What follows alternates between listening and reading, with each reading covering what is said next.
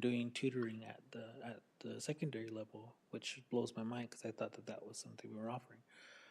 And I'm only bringing that up because if you're saying that, then absolutely there's things that we had an expectation of because we want to have and see successes. So those are the things that I think that if we want to try and get some step ahead, I don't know. I mean, but I also understand too where we have put transportation at a prioritization level that it has kind of really shown a very different output in what we need it to do. I think we just need to try and work on how that's delivered to the community, that you're not sitting on a bus for 4 hours anymore, so to speak. And I guess we should probably, there's probably questions to ask when we have presentations, but there's a lot of negative connotation sometimes to the distances that our buses have to travel in getting to school. And parents or anyone else just figuring I don't want to deal with it because they don't like the other options for schools on the nation. But I'm just saying that I only say that because I think to the comment that you made, there are some things that I feel like we need to, but if there's conversations we need to have about how, then I also think about the foundation that, I mean, the Baboquivari Foundation or whatever this foundation that was created is, how is that also going to start to assist us in meeting some of these needs so that we can do after school and not have to pull something else from somewhere else. Go ahead. You bring very important points, President Buendia. We do have a small budget for tutoring. We do have some, Ms. Cornell was able to allocate some funding. When we looked at our needs, when it comes to academics, we realized that how do we have more control over the students, and every single one of the students, when we were doing tutoring after school, it was a tier 3, the ones that we needed the most, and it was by invitation only. We as a district, we said, well, how do we make it sustainable and how do we extend and make it equitable? So what the schools are now looking and pushing in the direction they're going, is intervention within the day. We have in the primary and intermediate and the high school, it takes about $250,000 to have an after-school program for the entire year, and another chunk for summer school. But in the spirit of how do we make it self-sustainable and that we have control, because when the bell rings, sometimes we don't have control for the kids to stay. So we have spent a time also looking at the bus schedule for next school year so we can embed tutoring and interventions to all the kids that need it, adding a period to high school. Right now, the middle school, they have intervention, but the high school students, based on the current schedule, they didn't. So we were able to come up with a schedule for next school year for a self-sustainable intervention program within the day, by also adding that intervention at the high school. So whereas it may look like we have not put in the investment, the focus has been on, number one, focusing on the quality of instruction on first tier 1, but also embedding the tutoring within the day so all students can participate or either in enrichment or some type of tutoring. And the funding that then is going to be available, there's some other projects that we are looking into. Are we going to have summer school this year? Yes, we are, after school, but right now we've been focusing on how we cannot, based on the number of students that are minimally proficient and not proficient, the need is that we need to do it every single day during the day, then embed it, versus a few only after school. So that's what had been the focus. And also what is financially sustainable, if we can have that control during the day, and let's see, continue to find those way to do it. I don't know if that brings some clarity on what we be working on, President Medina. I know it's not always feasible, but you know what we did amazingly some before even COVID came was virtual classrooms. Why wouldn't that be something we could maybe incentivize the students to participate in after school, and someone to be able to proctor or be able to be available if necessary? I mean, I know we all think brick or mortar or in person is always good, and we do know that, obviously. But for the sake of providing that safety net or some semblance of a support system, they take their tablets home every day, and we know how to do that. So I don't know if that's on the table or some way somehow. I know it doesn't work for everybody. I trust me when I tell you, I know it does not. But it is something that I feel like we can do without any added costs, so to speak, ish. I know it's probably cost somewhere, but I'm just saying for the sake of. Go ahead, Miss Anna. Or even like the hybrid. I think that could be an option. Every option is a good option at this point that we will continue to explore. Okay. Sorry, Miss Cornell. Hey, is your presentation done? Yep, that's all I have. Excellent. She thought it was going to be 5 minutes. No, thank you. Let's give a hand to Ms. Cornell and also another hand to Ms. Carlisle. As she's setting up, I want to also publicly express all of the work that has been done in such a short time to be able to provide and reinforce the systems in place, and also to address all of the requests from the ongoing requests from our auditors. Every year we get audit, but we also trying to provide updates, which today I'm asking our constituents joining us to see all of the strong efforts that we've been we've been doing as a district to continue to show that we are not only financially responsible but also have systems in place. Ms. Carlisle, take it away.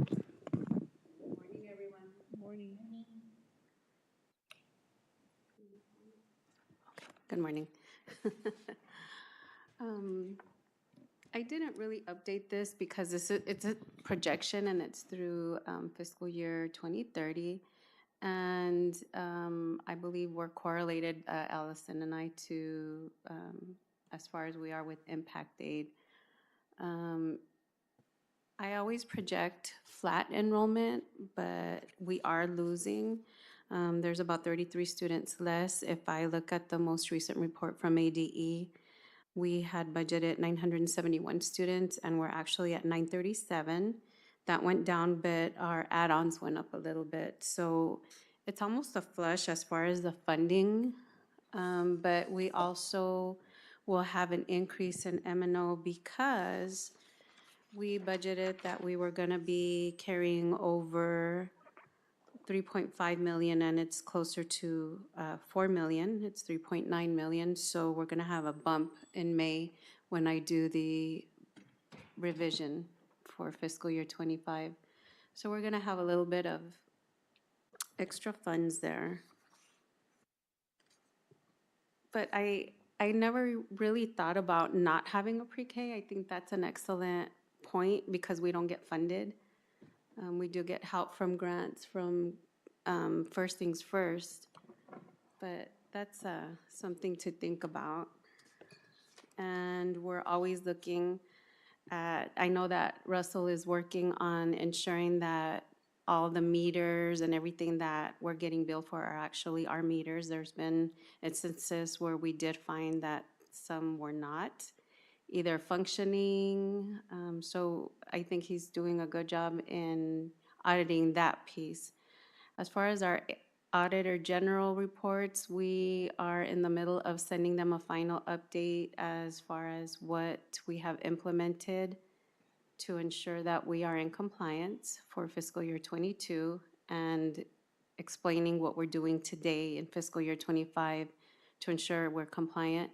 Our fiscal year 24 audit was delayed due to the fiscal year 23 audit being delayed, but it looks like we will be able to submit for that before the deadline, which is in March. We did not meet the December deadline to have the Certificate of Excellence from GFOA or ASBO International, but I think one more year of that and we'll be able to do that. But as far as the budget, are there any questions? I think we have the same opportunities to make changes, to look for ways to decrease spending. As far as ASBATE, I don't know, that one's a tough one because we're in a pool, so I know that our history here isn't the best. And if we're in a pool, we're able to consolidate with a lot of other districts that may have a better history, so that reduces our cost. Just a little bit, we went on, had a meeting for the Southern Arizona School Business Officials on Friday, and we are lucky we haven't been taken over by the state. I think Isaac got taken over recently. And there's a lot of school districts that are having to shut down schools. So because we're rural and smaller, we're already at least exploring the ideas of consolidating. I think we're in a really good position that we're trying to be proactive rather than reactive. Right. Yeah. Are there any questions regarding the expenditures? Anything, Miss Anna? No. Miss Sylvia? Miss Jessica? Lay it on her. No. Mr. Diaz? Ms. Carlisle, I know you've been spending a lot of time in putting not only the systems but also reviewing our budgets and projections. In your professional opinion and based on where we are, what are some areas that you see the most potential savings? In my professional opinion, I feel as I approve invoices, whenever we have a voucher that's being generated in accounts payable, what I am seeing a lot of outsourcing in operations. I'm seeing, and I'm not sure that some of the things are necessary. I'm seeing like changing filters or things like that, where I feel like our employees can be taking care of some of those responsibilities. That's what they're there for. I feel we can really maximize our staff more and outsource less, or go the other direction. If our staff doesn't want to do the work, then we should consider outsourcing the services rather than doing both. I think that there could be a cost savings there. I know that Russell is also looking at educating the maintenance staff, providing a PD at TOCC, which is good. But I just feel like there's a lot of expenses. I was looking at the expenses for operations this current year is like 4.4 million right now with encumbrances. And that's very high. We were at a meeting again on Friday, and we were talking about that because a lot of districts are in the same situation and trying to be proactive. And so one of the districts we were talking to is actually outsourcing their operations. And so I asked them, well, what's your cost? What's the size of your student population, which is double what ours is. It's like 3,000. They have 6 schools, and I said, so what do you pay to outsource? And they said 1.4 million. I don't have to worry about ordering supplies. They take care of it. And I said, oh, well, that's something that we may want to look at. Not necessarily, it's drastic. It would be a drastic change, but that that's something else that we can look at improving costs. Testimony. Ms. Carlisle, were you here when we did look into outsourcing? And I know there was at front cost. Because our schools, when we did the review, they were not in a position to now maintain them. They were so in need of bringing them up to speed that the onboarding cost, it was going to be pretty high, and that's why we decided to keep it. But were you here when we did that study? I don't believe I remember anything related to that That one. piece. Let me see if I can find it. And I think there's a lot of work that has been done in the last 5 years since Ross came in, but to determine then where are we in the level of getting our buildings at a maintenance level versus bringing them up to speed level. And I know he has brought in about $11 million from SFE as well, but it's to see what is the current status. That definitely we need to look at all options. Thank you. Agreed. No, I'm grateful. I think especially for the sake of something to be mindful of is, and those are questions that I think that we don't think to ask about. And this is why I was thinking when I was asking about the vendor listing, which I probably could have gotten in more in-depth, is how many of those actually are we kind of sending more um, what are we actually, what are the expenses actually to those vendors? Because that does, I mean, it costs a question for those types of remedial types of things. We have staff to do that. Why is it not be done? So, that is interesting. Um, the other thing that I was thinking when we were talking about, and this is something that maybe we can look at in a study session prior to maybe entering into a new contract agreement with Beeline, which is yearly, right? I had it and I was losing it. Anyway, it had to do with the cost comparison, but basically, um, I think Ms. Cornell mentioned that depending on whether they were paid through Beeline or BUSD, there was a pot of funding.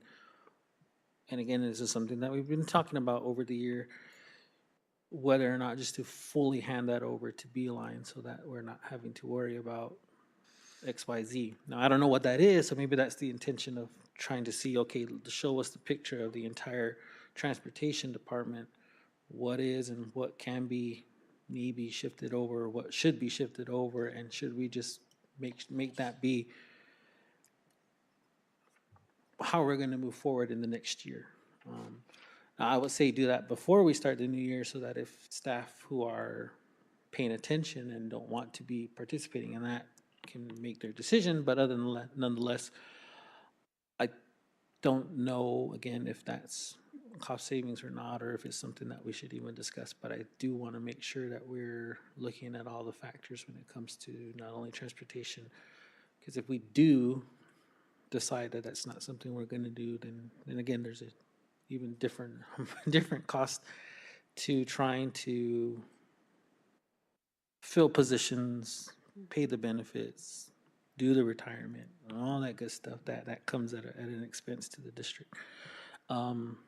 So just a thought, maybe something to put on the next meetings or so. But anything else from the board for Ms. Carlo? Ben, you got something?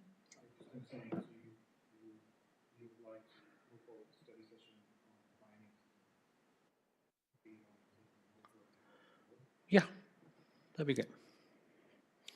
I think that's a great idea too I think the employees that are still BUSD employees have a hard time following the direction of, even though it is that's their boss, they're like, well, we're employed by BUSD, but, so I agree that it probably should go that direction. Okay. No, Miss Sylvia?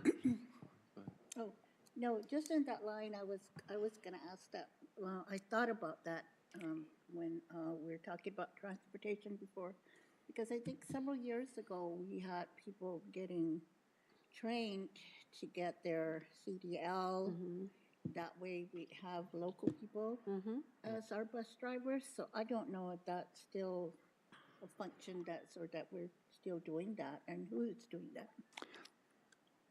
So. President Maria? Go ahead. It is still in place. Anyone that comes in, regardless, they go through that training to be able to increase the number of drivers. Nevertheless, the option of they want to be a part of BUSD payroll or Beeline. The younger ones and the newest ones, they want to be part of Beeline because they don't have to contribute to retirement, which is good in the present, but not good in the long run. Sooner or later, I did have a question, President Buendia, if you allow me. Yes. Ms. Carlisle, in the next 2 or 3 years, do we have what percentage of staff members are going to be eligible for retirement?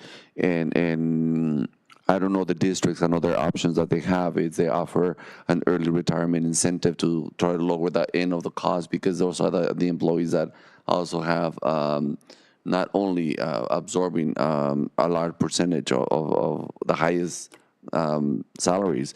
But I don't know if that's something that we can also look into to see. I know this year only 2 are going to retire, but in the next 3 years, 3 to 5 years, what is that percentage? We need to be careful because we can't provide incentives because, yeah, Except Mr. Zabala. because, ban. Yeah. because it could be discrimination against somebody that's older. But we can look to see who is eligible. Okay. Yeah. Thank you.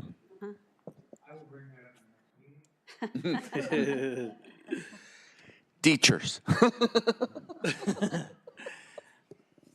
No, it's all courageous conversation, and I really want the public and everyone to know. I think the board, especially, I don't know.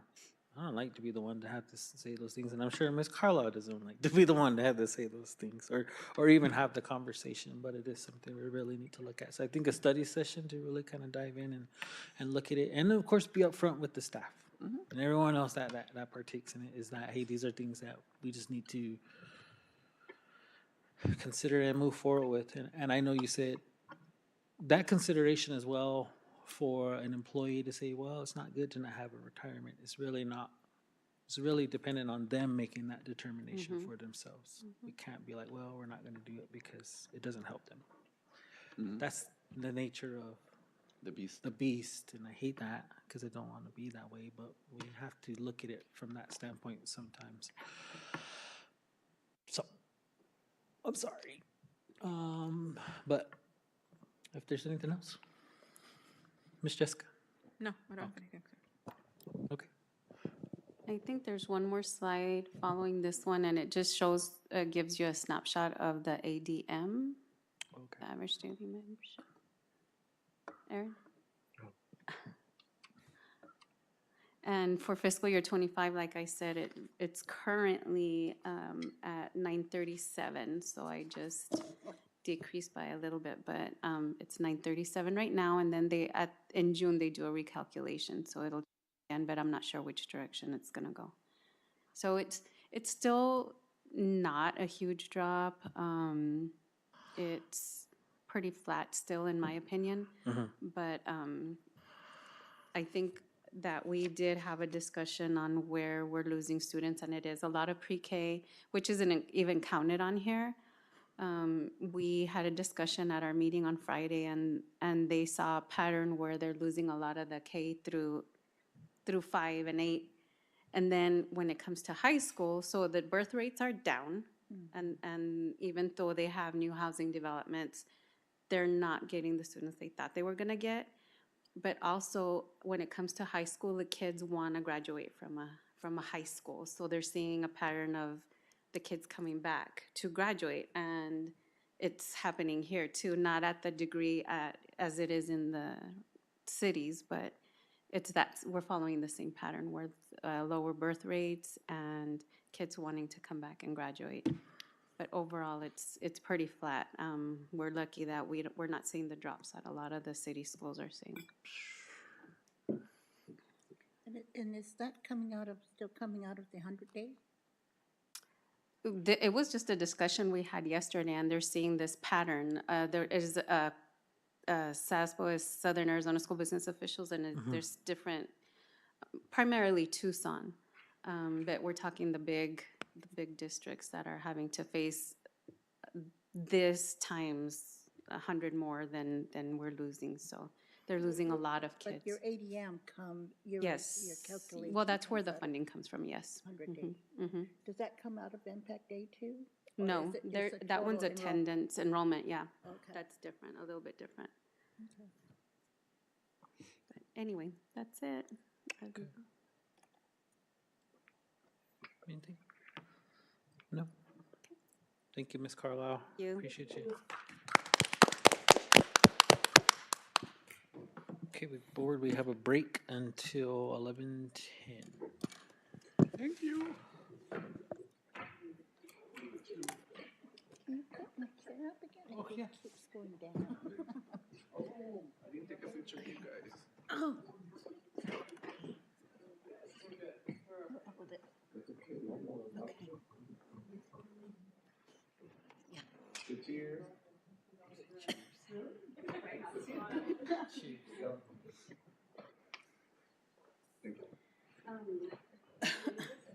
No, the email said it would be here for your question. So Ben, is that this year you're retiring?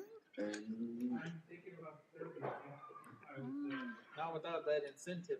Yeah, now I'm waiting for incentive. You get a cap.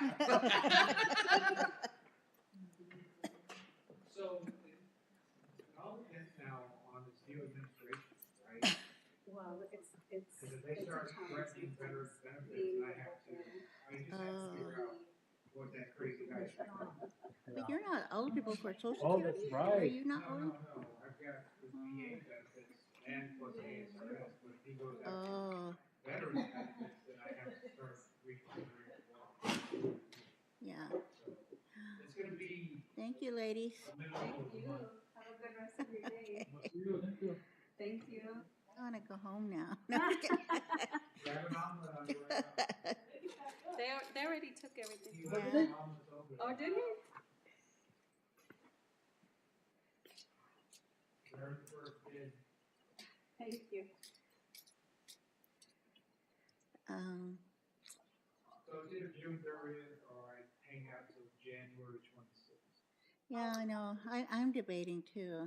I feel bad that Lisa left, right? I thought she was pretty much perfect, but we couldn't compete with what the nation offered. Yeah.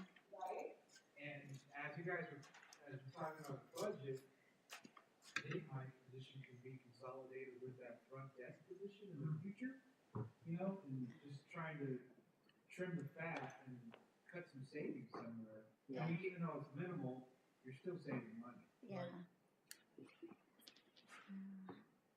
What are in those bowls over there?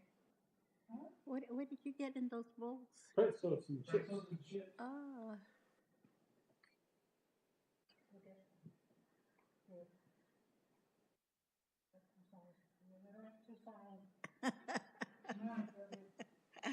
Oh.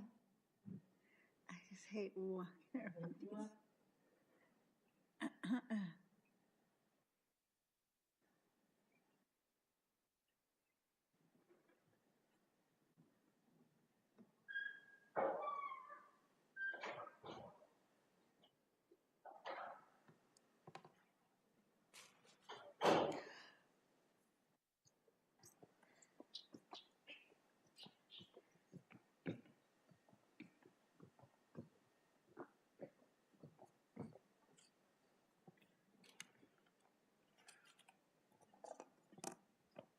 Thank you. You're very welcome.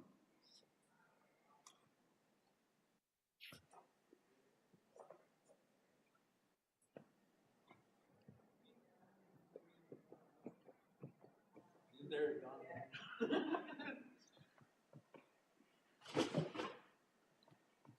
Did you guys do the letter? Did you guys share the letter to the parents or not yet? Yeah, so I texted you. So first thing that came to mind is that I just want to make sure that you met with the alternative lead. So they're not blindsided. This weekend. I just want to make sure that they know before They we don't start have pushing anything. out. So I've worked with and then they'll have, they'll be like, okay, why didn't we vote first? So once you let them know, and just text me or call me, and then I'll go ahead and push out. There's still in the blanks in the letter that I'm going to need support. But I'm going to call them directly, and I just want to be considerate of their thoughts and feelings before moving forward, even though this decision's been made. I requested Mr. Before letter for review as well. I'm in Elevate the next 2 days. So that's why. Next 3 days, right? So that's why you just told me that letter that I sent for parents. Stretch, don't get up. Get up. No, you just. I am. I'm texting first. Stretch.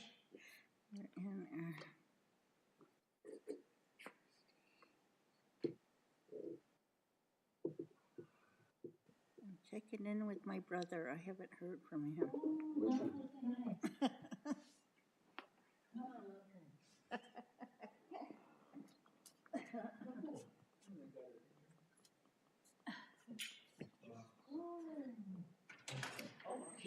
outdoors. So So I did ask her right now, like 5 minutes ago. Oh, good. Yeah. And I need a picture for Mr. Dixon. Oh, I'm still waiting for Constance to give me her.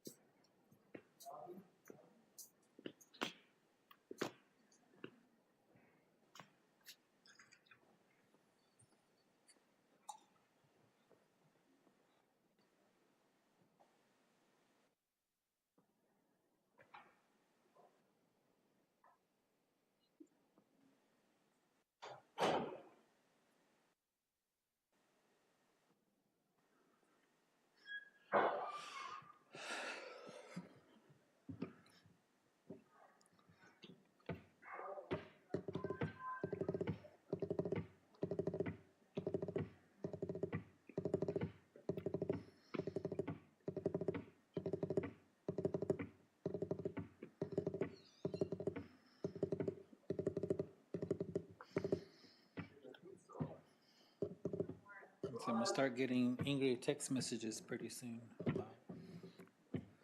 You are? Why are you trying to fire all of us and cut pre-K? Come on.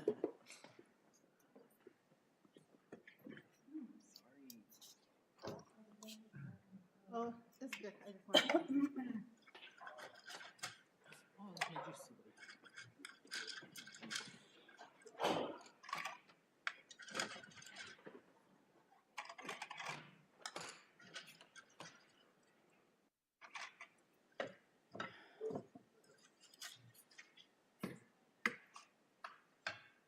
We're going, you guys hiring? Yeah, there was hiring.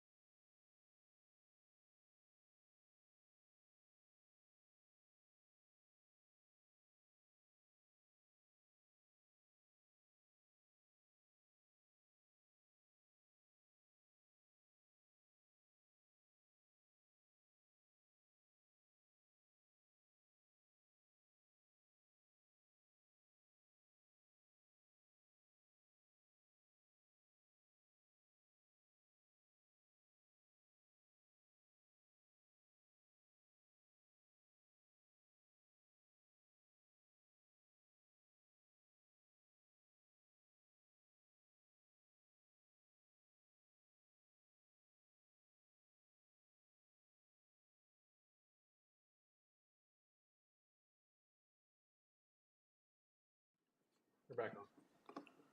Okay, we'll go ahead and call the meeting back to order. Continuing with our agenda, number 5 is our policy review. Mr. Diaz.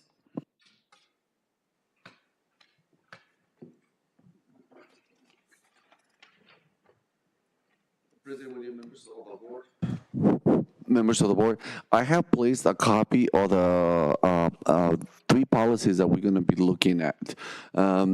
With your support, I'm going to give you about 5 minutes to review and take notes, and also to start thinking. With the frame of you are in a position of influence, you're in a position of also of making decisions and the ability to change policy. What I want to bring to your attention is, especially for attendance or truancy, what are we doing? We know, where's my needs here? We know the needs. We have students, number one, some of them, they figure out, and the parents have figured out that as long as they come on the 10th day, we can add this enrolled. We know that. The other one, we know that some students are coming in late and also affecting their learning. Our number one goal is to be able to increase attendance and to reach proficiency. And all of us know that the first step is you need to be present to win with education. So what are our schools and the district, what have we done in terms of interventions, the interventions that we have done to support? Some of the strategies that we have used based on our system, some of the strategies have included incentives. Some of them they're doing conversations with the parents. Some of our schools are also doing celebrations. Some of our schools are putting students with a plan. Some of the parents and administrators, they're having conferences with the parents. And also the superintendent is meeting with students that have had it reached or exceeded the 18 absences or the 10% absences or more within the first semester. We also know one of the needs is that some of the students that right now that are being affected is the students that are being dropped off by the parents and also coming in late or not bringing them to school. Attendance, especially K through 8, it's directly depending on the parents. With the students, they need the extra push. For our students at the high school, especially the juniors and seniors, they somehow, what we know, the trends are that, hey, I'm going to graduate, I got this.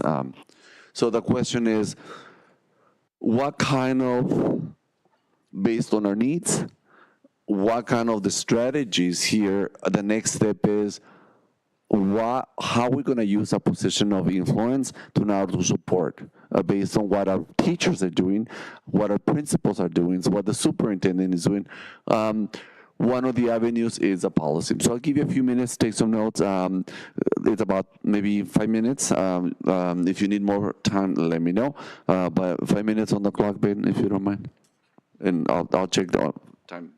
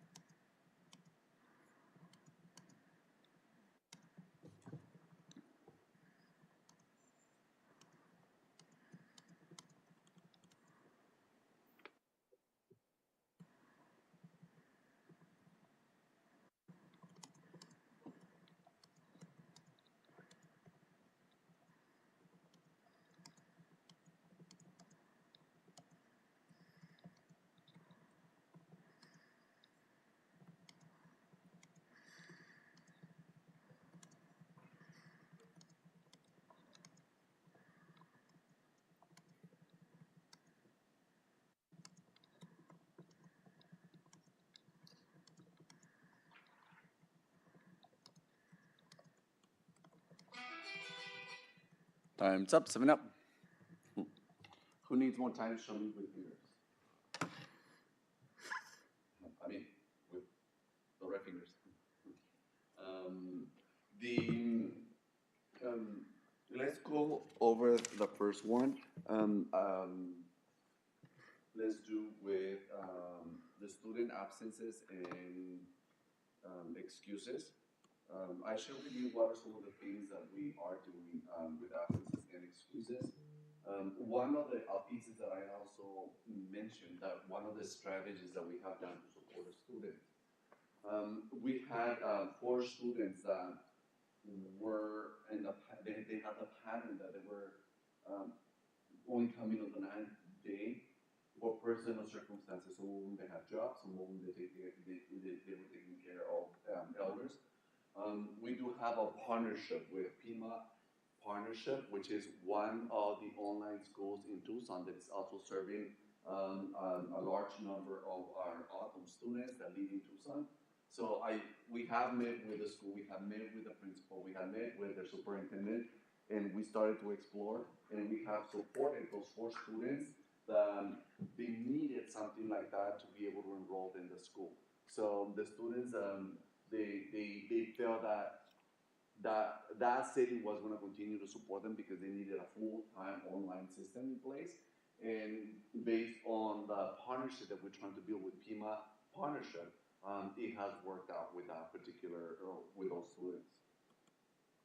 When it comes to absences and attendance, this is a question that I'm being challenged by the staff. Is that what are you guys gonna do to support us? Because the school, they continue to find ways on how to try incentives, how to contact parents. And the way that it's challenging is that we don't feel that at this point that we are being supported by the nation when it comes down to. Earlier I said, how are we going to maximize our position of influence? You are the Baboquivari High School District body, governing board body. And what kind of influence do we have in terms of now having these conversations?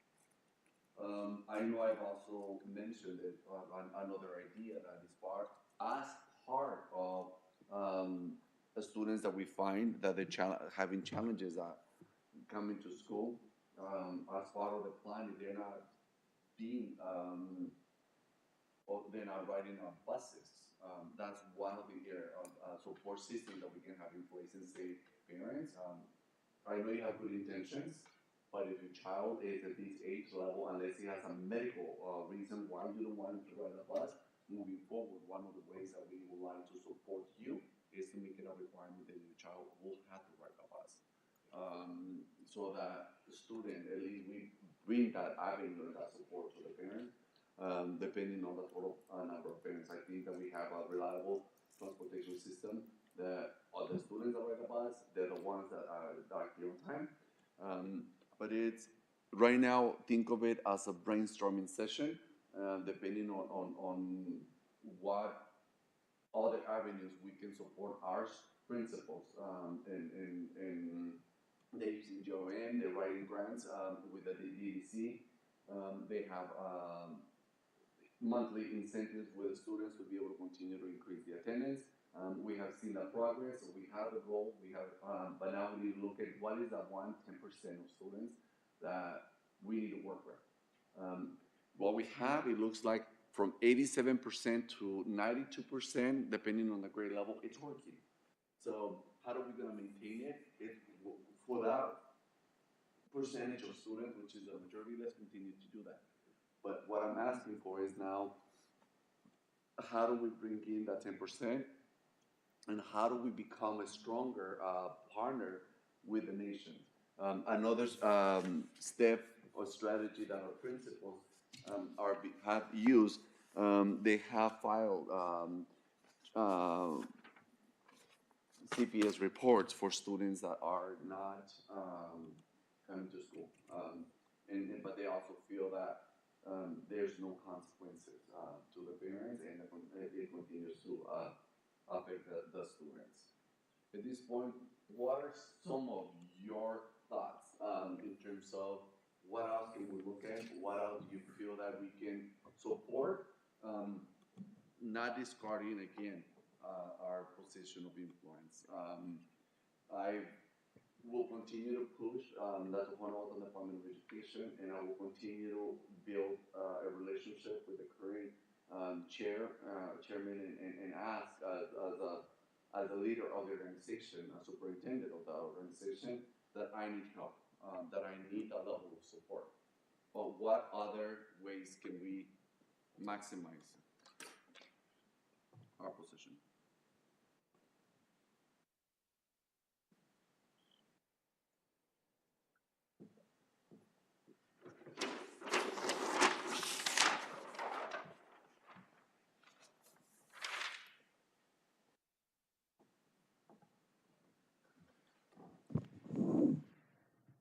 Do you have anything, Miss Anna?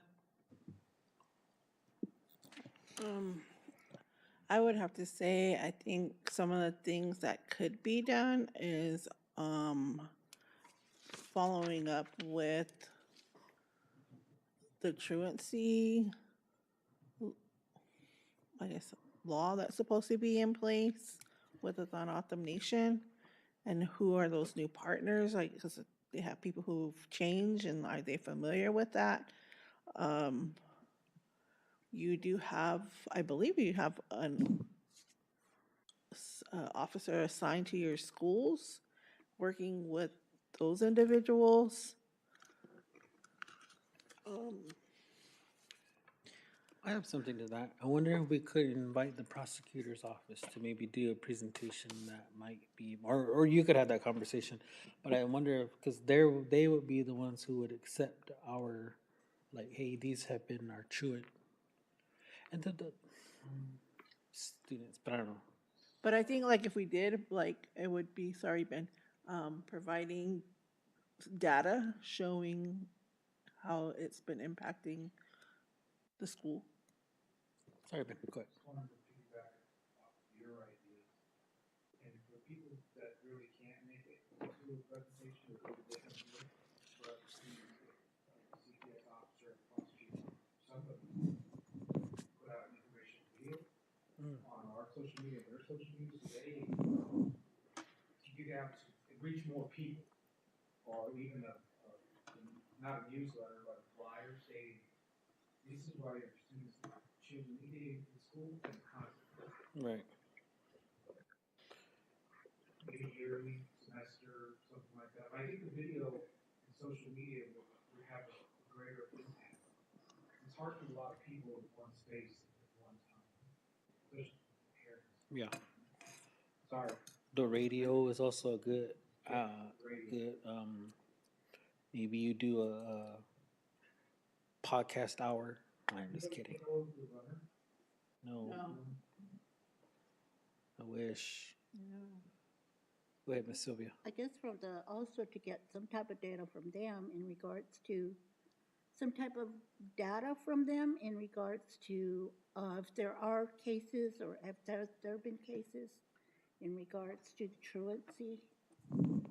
Have him come and present the data to the government. No, just to provide that, so that way, is that something, because I know several years ago, one of our board members, put a truancy and they had come and I think they did try to go out to, and it got pretty hairy. But I would just like to know, how they do that, if they do that, and how many have they done? Currently, when we're having a chronic absenteeism meeting with parents and the superintendent, I do have a member of CPS meeting with us and the parents as well. And the approach that we come when we meet with the parent is that this is important, but what do you need? What do you need before it gets to a CPS report? Your child, I have students that were 30 days absent last year. It takes 3 days for every day that they're absent to be able to bring them up to speed. So it was going to take him more than a semester to be able to bring him up to speed. And to let them know, it's you are the parent. We ask you for your help, but what do you need as a parent? And they're letting us know what systems they need, as well as what support they need. and we will follow up with them in March as well. Is there one common reason in meeting with those parents and students that you're seeing that is preventing them from coming to school? And maybe what we could do is provide more support for them in that area. Is there one reason that's, or is it just all over the They're place? so different.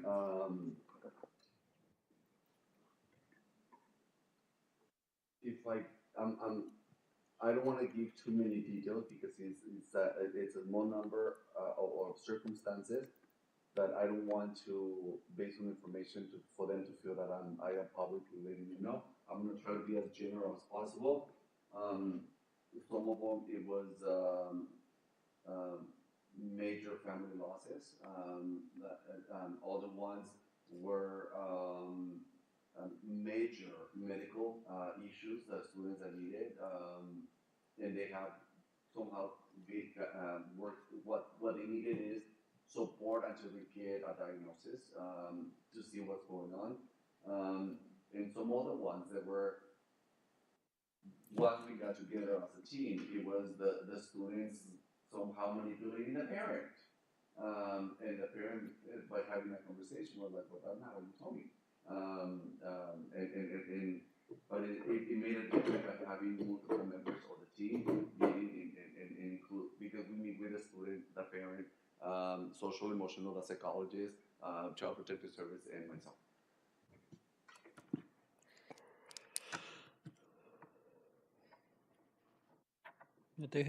Jessica. I, I was looking at I have the. a hand up. Oh, go ahead. When you're saying you meet with CPS prior to it getting there, like what are the steps that are being done before you bring in CPS to have a meeting? Do we meet with CPS to let them know what steps we have taken? Um, we had an orientation meeting. When we met, we had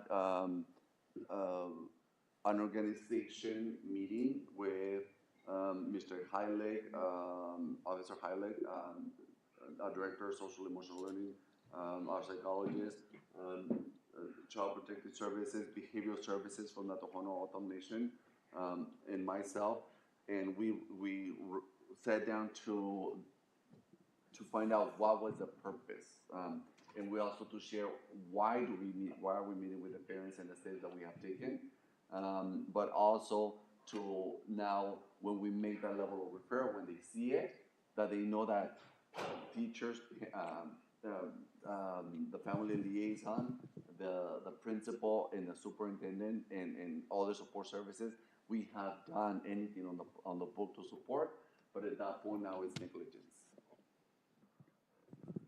Can you give us an estimate of how many families are in this situation? So far, the ones that we met, it was about 17 families. About 10 of them, they were extreme circumstances based on the information that they provided. What they needed was when they're, well, parents learn that when there's medical circumstances, with chronic medical circumstances, that one of the ways that we can protect the parent student in the school is by creating a 504, a plan 504. That it's a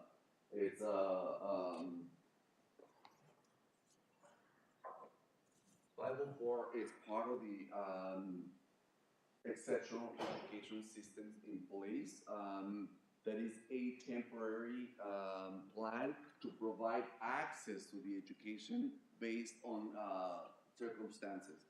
If a student breaks the leg and it's affecting them to have access to the curriculum, either break both hands and they need access to the curriculum.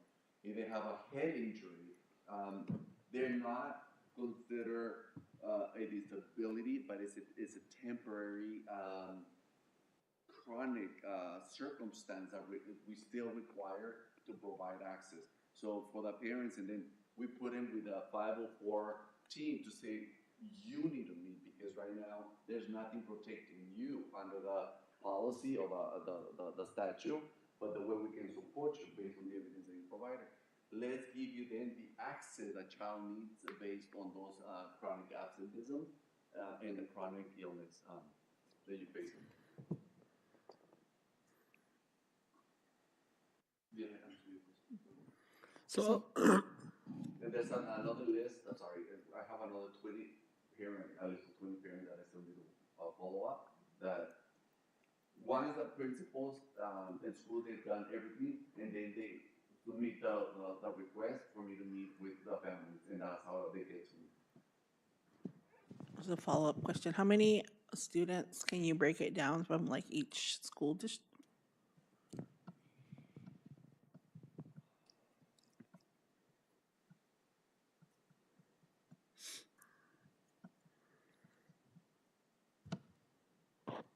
I feel more comfortable. I don't like to give the wrong information.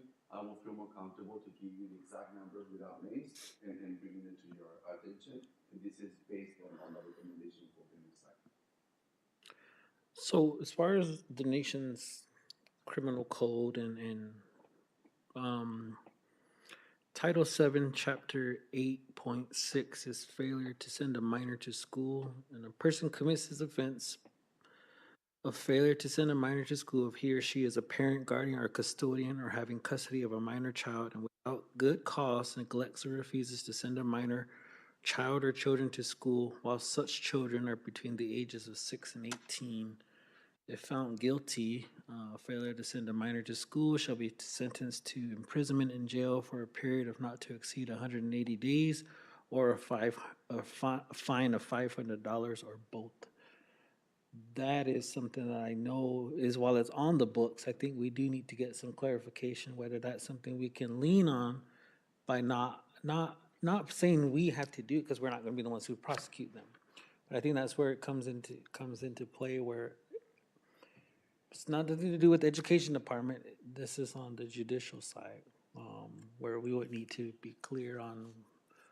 And I think that you're doing the steps that you need to make sure that hey, we're not just quote unquote throwing the book at somebody. But I think if there's some actual like we just sorry not to bring that up, but when we were talking about consequences or even just things that have just been kind of let to be as it may, maybe there needs to be that reemphasis of this law that's on the books for the nation that can be prosecuted and leave it at that. But that's all I was going to mention. Because there was another one in here that was a different one, but that one didn't have any kind of the consequential like if you do that, then this is why. So that's the only one that I saw. But the endangerment of welfare of a minor is also right under that. So again, those things kind of fall hand in hand, and we go way above and beyond to try and provide those assistances and services. And I think there's a point where it needs to be reminded in the community that I was there for a reason. I mean, the legislature decided because the school was saying we have so many kids just not coming to school and parents don't really have an excuse. That law was put onto the books. Ms. Vance.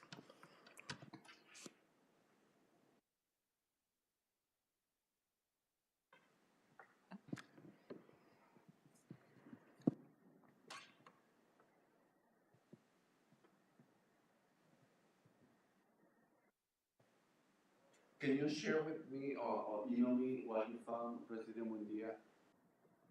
Has to do with the parents taking that initiative.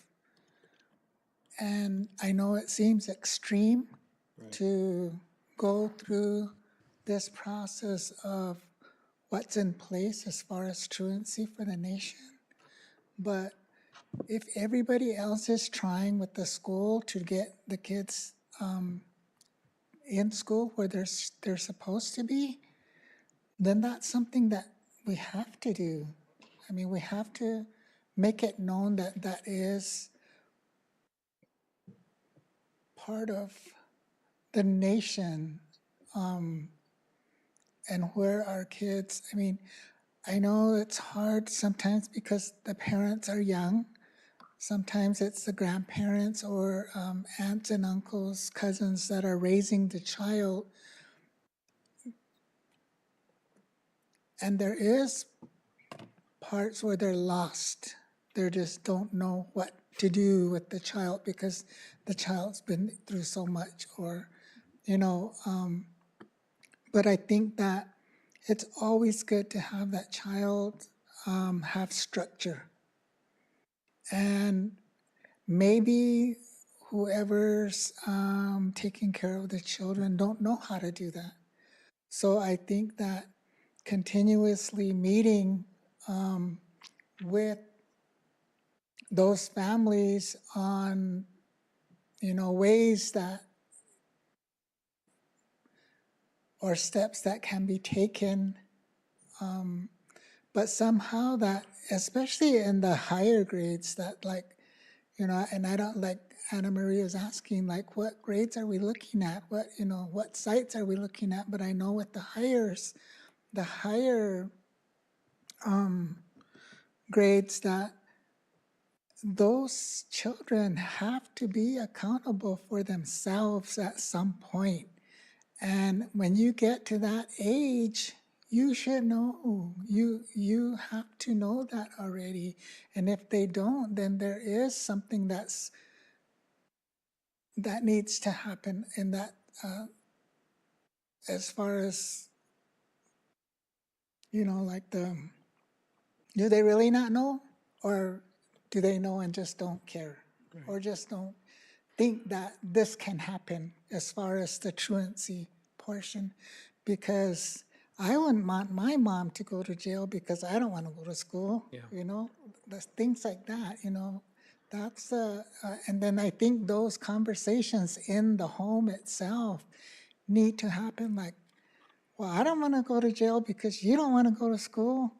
Things like that. It's. I think a lot of it has to do with him, that bringing our children, our families back to the foundation of everything that we as Tanatam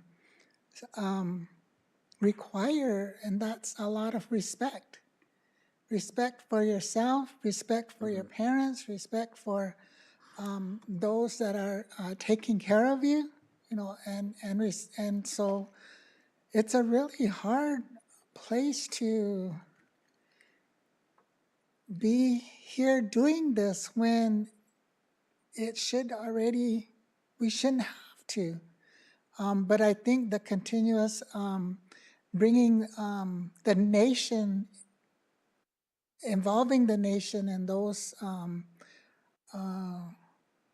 people that are in those positions to help, like they always have said, if you need help, we're here, right? So we need help, and I think that because we haven't really focused on it, and now that we are, of course, we're gonna get some kind of, Pushback. like we did, we've been we've been going through that, but still, it's because of the kids. That's the main thing, is the kids need to. We're trying to change a society. We're trying to change the generation to not only come back to him that, but see how it works as far as like the needs, the strategies that we're taking, so that they can be in those positions that we're gonna need them in, those positions of authority. But it starts here. So Go ahead, Miss Jessica. Sorry. I was just going to kind of echo the same ideas that President Buendia and Ms. Vance had about possibly looking into or building that relationship with the nation and their entities, with whether it's CPS, the prosecutor's office, TOPD, because like they both said, if we're doing everything that we can or have done everything at this level, and yes, we need help. And they, yes, it does have to do with the school, but like it's not just the school's kids. They're kids of the community. It's the parents' responsibility to make sure that they're in school, and I feel like probably a huge part of why the parents are so comfortable not having their students in school is because there have been no consequences. Yes, there is it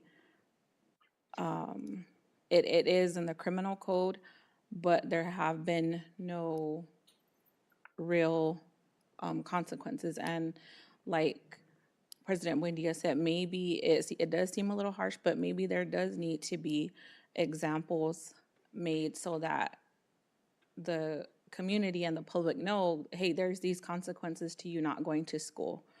And that's something that really needs to be enforced. But that would also, like I said, take the participation and the help of those entities from the nation, because they see it as that's the school's problem, that they're not going to school, but really it's not. It's everyone's problem, the community, like I said, the parents, the nation. So I think that's something that could also be looked at as forming maybe some kind of partnership or coalition or with them, task force, something. And in addition to that, I feel like sometimes, and I'm just speaking because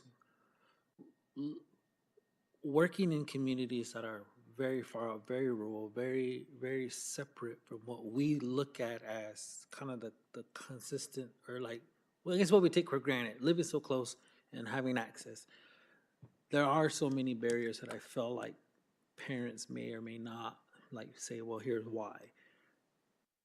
The only we need to know is what we can do to help support. You know what I mean? And then we'll definitely try to do everything we absolutely can. We pour resources into those support systems. We just need a child to be at school. So I feel like that's absolutely where I feel like, yes, I agree. This type of action that nobody wants to have to take. But if we're not going to see any kind of effort, like Ms. Vance said, on your responsibility to respect that these laws are in place and that this responsibility falls on you as a parent, and you're not going to accept resources, then our hands are tied, and this is what we're going to do is hand this over to our partners at the nation who are going to follow through with what they need to do. But I think that that's what I also want to express, because I know if anyone's listening, we're not looking at it as a sense of a this will fix it, because that's not the point. The point is not to have to put hardship on our families, but we are to the point where we're not able to get anyone to do some of the things that we're asking them to in a nice way. Mr. Sabala, you have something? Yeah, I do. I don't want to take up a lot of time, but I do agree with you that, and Ms. Vance and Gail, that I think now, moving forward, if not the rest of this year, next year, those consequences should be, or policy should be implemented to finally get it done. I mean, we've been going through this for over 13 years since I've been here, and it's just 87, 92, 87, 92, and it just, I've lost, I hate to do it because I've got a big heart, right? And I don't want to see those families, be punished, but there's got to be some kind of, again, consequences moving forward. Because as you said, we're using resources out here, and let's call in, let's send letters, and those resources, if they were here at school, maybe 96, 7% attendance, the work man hour, work hour, 40 hours, Yeah. used somewhere else, possibly in the district. Right. An idea I have is that what we have is a lot of 10-day drops. So when we kick those 10-day drops, not all the time, kids may be sick or injured or a family emergency, and we can excuse those. But those kids that are constantly 10-day drop, I think after the first 10-day drop, we should think about implementing assurance contract when we come back. Okay, you just didn't show up. Here's a contract. If you do it again, I don't know if it has suspension, but consequence, that's something we should talk about in the future, because that's consistently happened in this district where, kids just 10 days, or the ninth day they don't come to school, they come to school the 10th day, and we need to somehow I don't want to go combat that, somehow to figure out how to not let them take advantage of the system. Oh, But for the 10 days, I believe in the future or next year, the school should implement something about, hey, the first 10 days off, if there's just no excuse for it, then we need to start really looking at, steps for, hey, truancy, we're going to send truancy at you, we're trying to accommodate you, how can we help you? If you're not going to help us, we need to figure out how to move forward. And again, just looking at the primaries handbook, maybe we should start putting the truancy policy in here. They've got student contact, student bullying, tardy early checkout. Maybe it's under abuse policy, but I guess communicate, so they know. Sorry. okay. Thank you, Ben. Go ahead, Ms. Silvia. Oh, yes, I agree, that consequences, that needs to happen at some point, but would that, can that be added into our truancy policy? Making it more kind of positive, saying BUSD is where we want you to succeed, but if you're, and then with what Ben mentioned about the steps. President Moody Yes, sir. Go ahead. and members of the board, thank you for giving me your best thinking. That generates more thinking as well. So far, 3 areas of potential is how do we maximize some type of contract that may include, hey, if the bus is an issue, now you're going to be required to ride the bus. For the parent, it looks like we need to do some parenting, and you, consequence as a parent, but I want to frame it differently. The way the district is going to support you is by now requiring you a half a day with our social emotional learning director to go over the guidelines on attendance and law. But if it's based on the needs of an older child, if you need an online system, please let us know what the needs are. So continue to be approached. In terms of policy, when the potential is, we can also now align it with the and show that it's in alignment with the Tohono automation.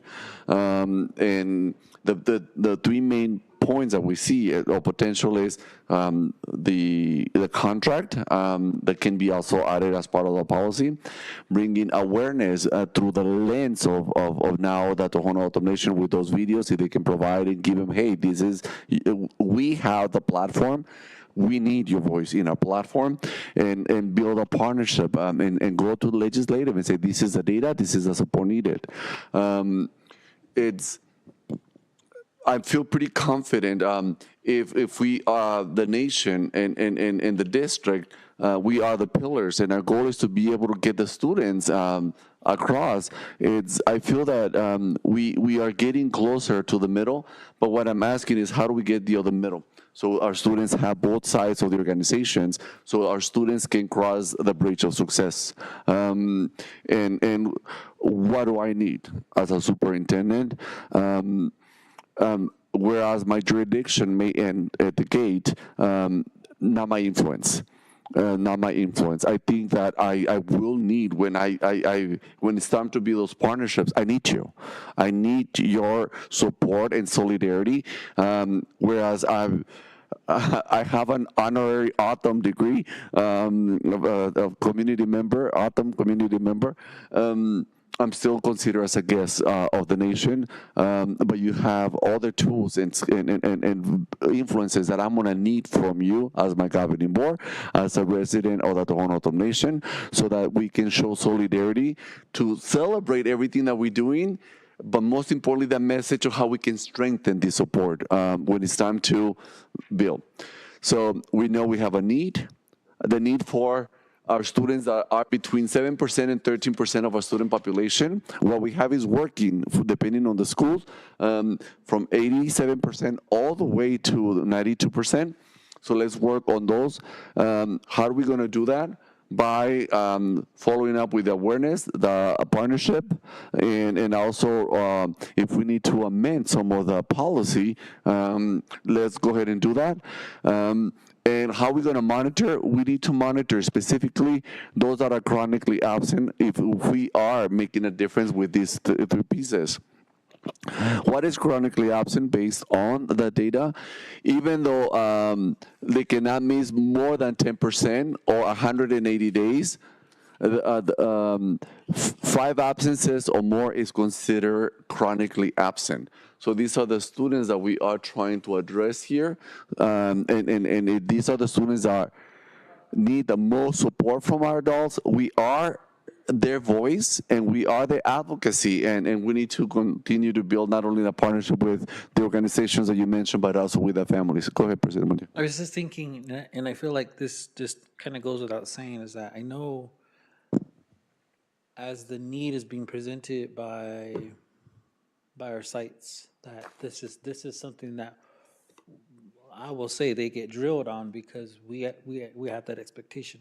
My hope is that as we move into the new school year, or we decide let's make a change to policy to help include this type of support, or this type of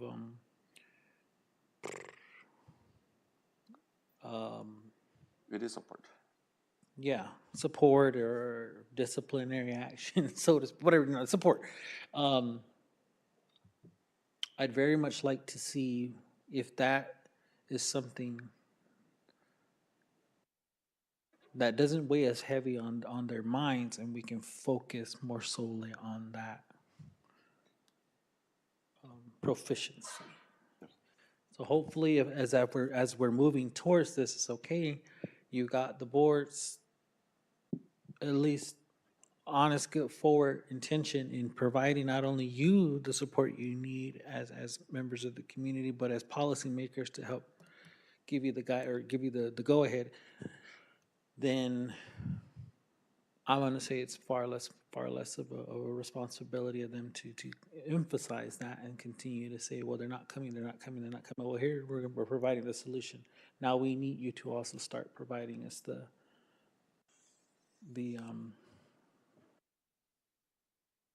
proficiency in our student achievements. So I just wanted to say that because I think that that's important, but also um, I was thinking of something.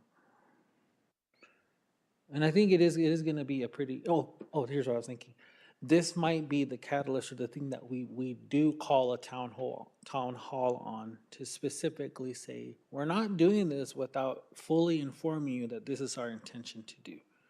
And we bring those partnerships and those collaborators together to say, yeah, if this is what the school wants to come down on in the new school year, then we're behind them, and here's the steps that we're going to take as XYZ of the nation, or blah, blah, blah. Because I would say when I was in school, I don't know, 2000, 2004, I did get, I mean, I'm assuming the board at the time and the nation made that law there, because that was what my parents were saying. I'm not going to jail for you. Get up. You're going to school. And that was kind of always in my head. Well, okay, I don't want my mom or my dad to go to jail, so I'm going to get up. I'm going to go to school. I think that was something that was very like out there. Like this is what needs to happen. So maybe we just need to make sure that that is something that is On the revived horizon, and brought back to the forefront. because we care. Yeah, because we care. Miss Anna, did you have something? Yeah, I think all of you had some really good insight. I really like the idea of what Ben said of like when you first have your first truancy, to create some protocol process of like, well, you did this and now we're not gonna put up with you doing it so many other times. But what are we gonna do as far as creating a support system, which I think you already have in place. But I also feel like if you could create like a truancy board of very different people, of like, how can we support these families, students? Because some of them might be just dealing with emotional needs, socioeconomic problems, you know, there are various things that are happening, and how can we be helpful to that?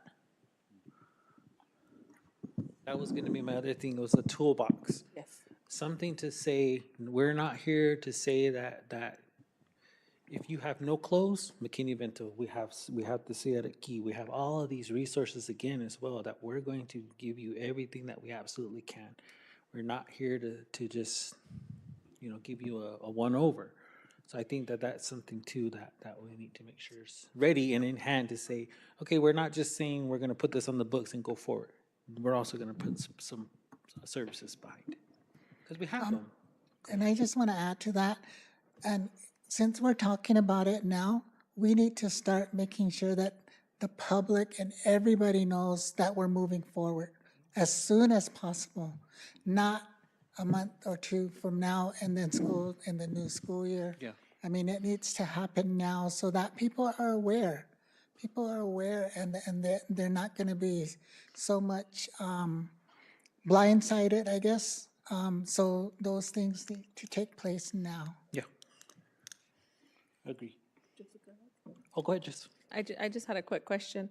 So I think if I remember correctly, probably years ago or in the past, there was a point where if a student was absent more than like a couple days in a row, the parent liaison would go out to the house and check on the student. However, President Buendia brought a very critical point that we need to keep in mind. If the 87 to 92% are already here, now show us what you're going to do to make it successful. Sure, we're going to support in the 7 to 13%, but what about the 87 to 90% that is already coming? Now we need to see that growth from the 7%. We went to, so the here's what, so what does that mean?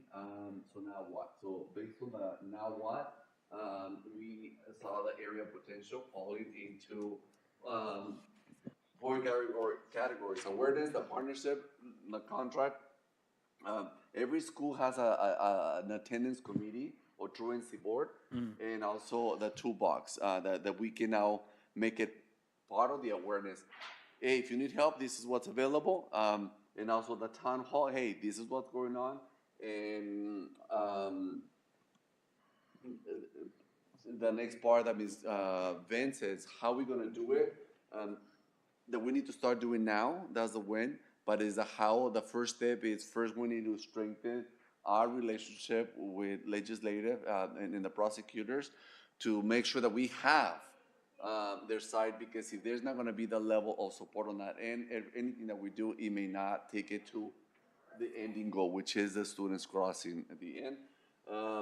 Once we get to that, I think if we use this semester as a by when, we want to make sure that before we write the new handbooks for the next school year, that we have the toolbox embedded in there, that we have the process in there, but most importantly, we need this pillar to be holding on strong on their end.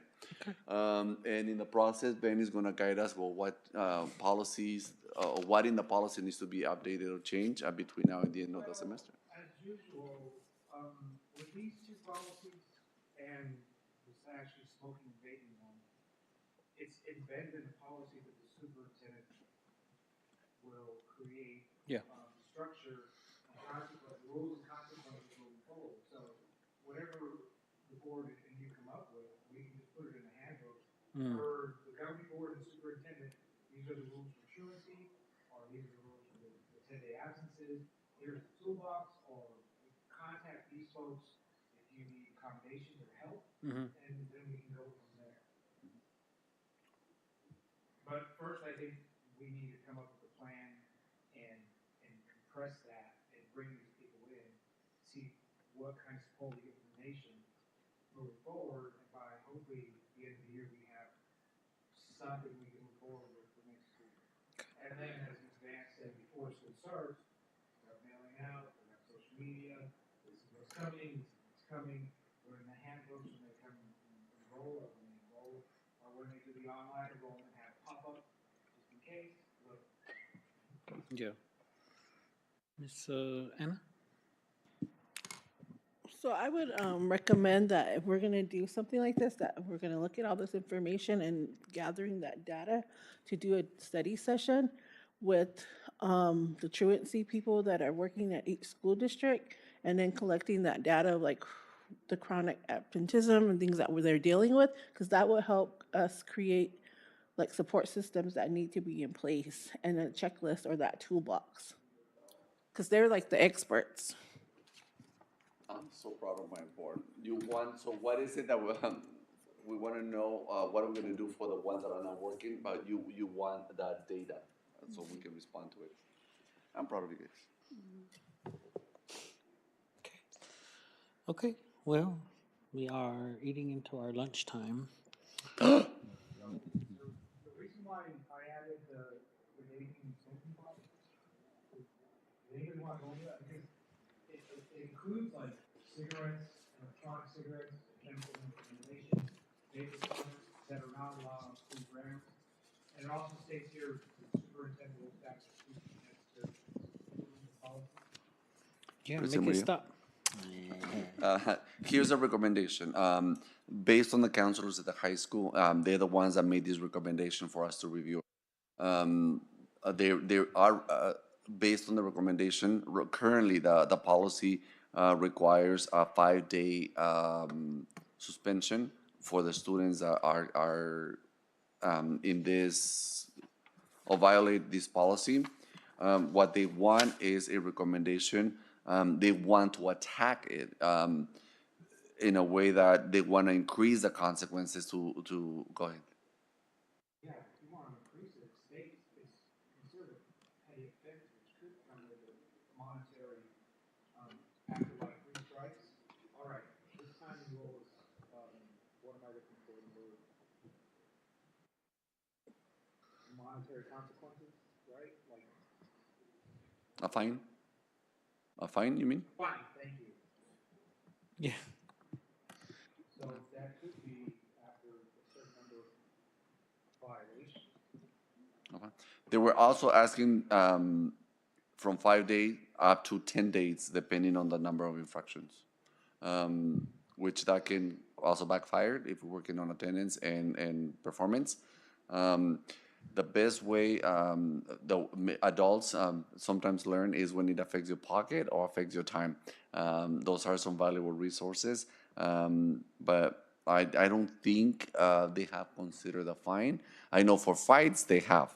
For fights, I know there's a $1,000 fine. How about first and second violations, having attended a vaping, smoking 1 hour, 2 hour session in school or something like that? That was gonna be my suggestion.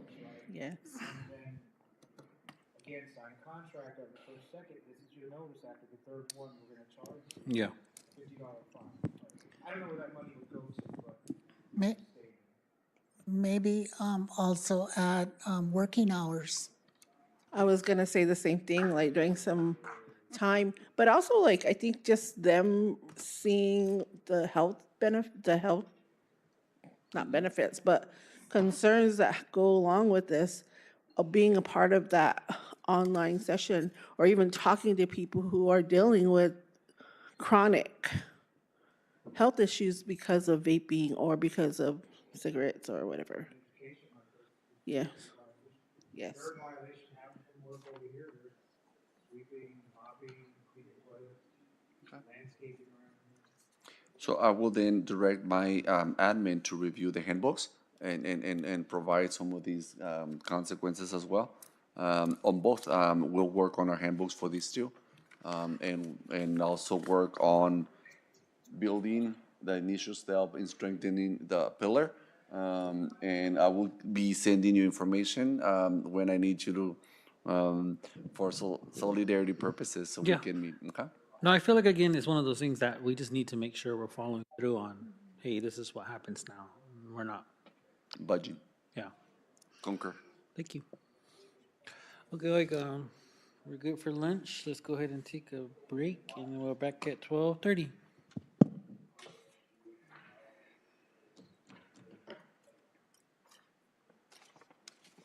Good session. Thank you. Thank you for your best thinking. Oh, you're ready for lunch, the treat. Let's go, let's go. Oh my goodness. I'm still preparing the omelet. I'm so full.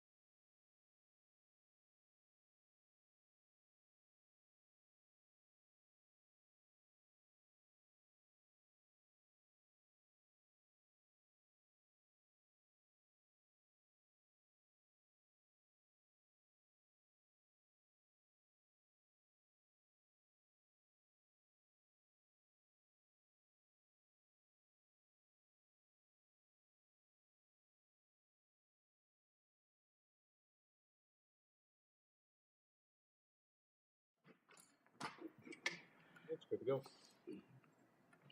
All right, we'll go ahead and call the meeting back to order. Um, Number 7 this afternoon is the operations 3-year plan progress and project updates for Mr. Roloff. Mr. Diaz?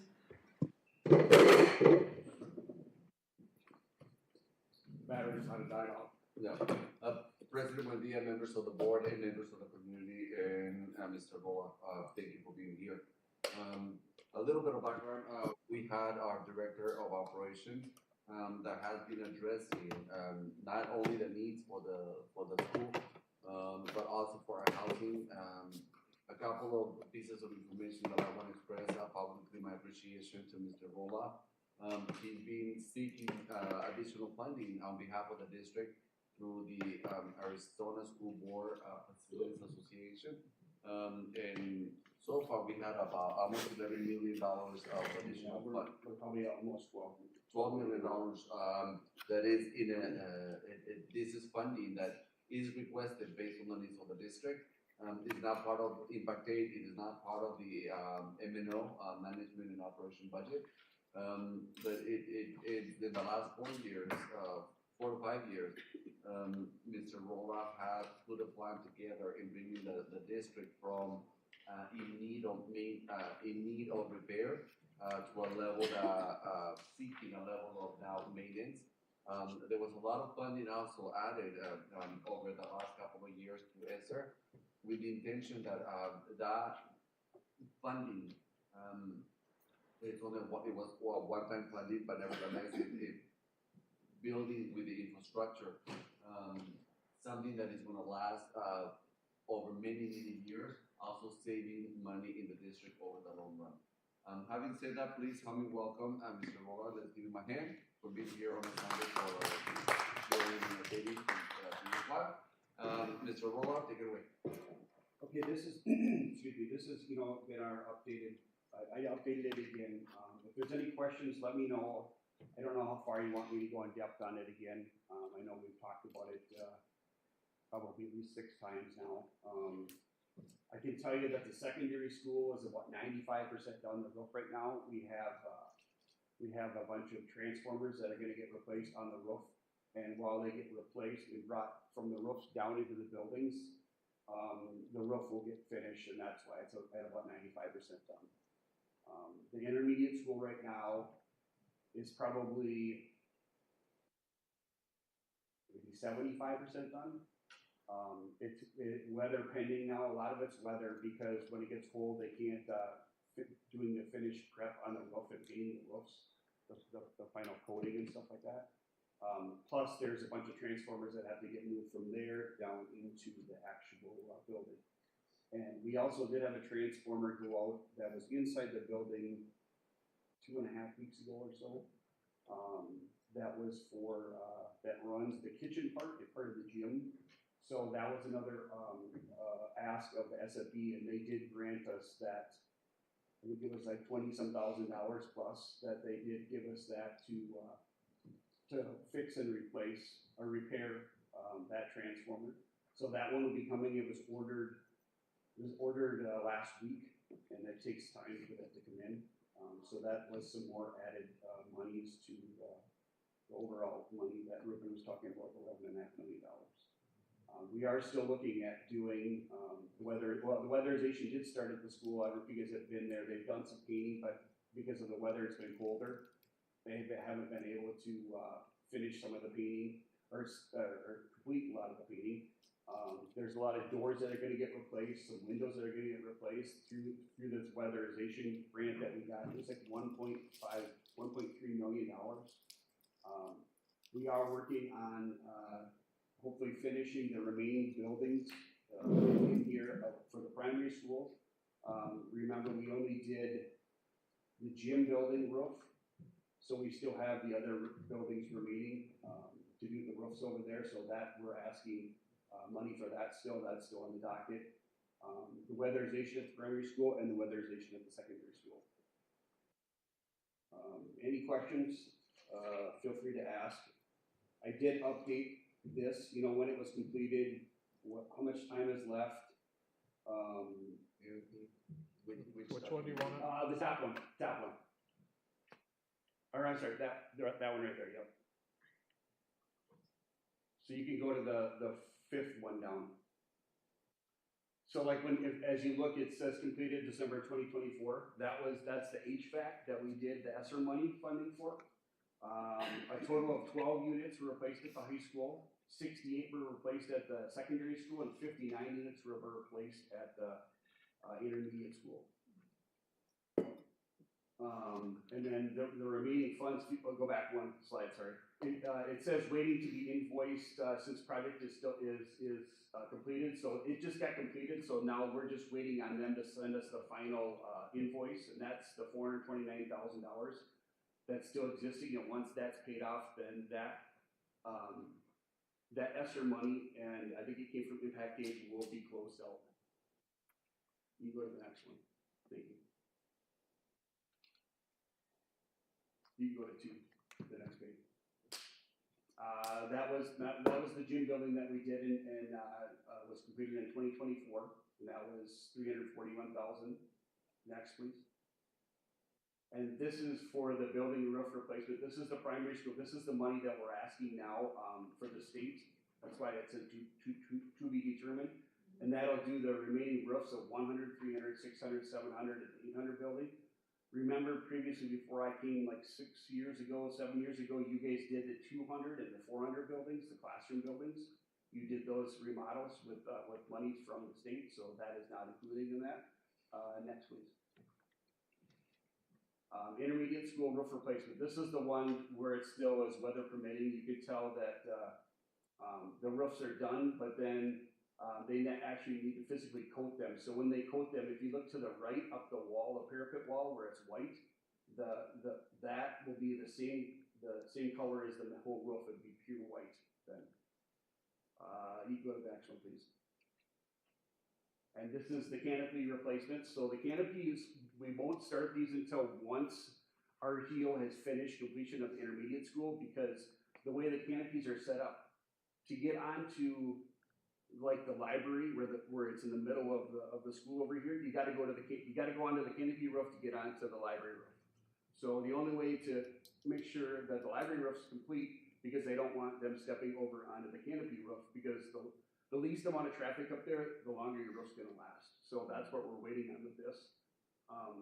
There's still, that is funded again from the state, the $268,000, and the canopy is around the outside of the library building, and then there's where the tower is when you come up to the school. You see the tower, that's considered a canopy too. Next, please. So here's the secondary school. This is where it was completed in January 2025. Like I said, there's still a couple things outstanding. The transformers, the roofing company got this done. The roof is complete, but like I said, they're still waiting for the transformers, and that's by a different company. So that's why more or less they've completed it, but they're still waiting for the transformers to be installed. Next. This was our kitchen that we did in 2023. Next.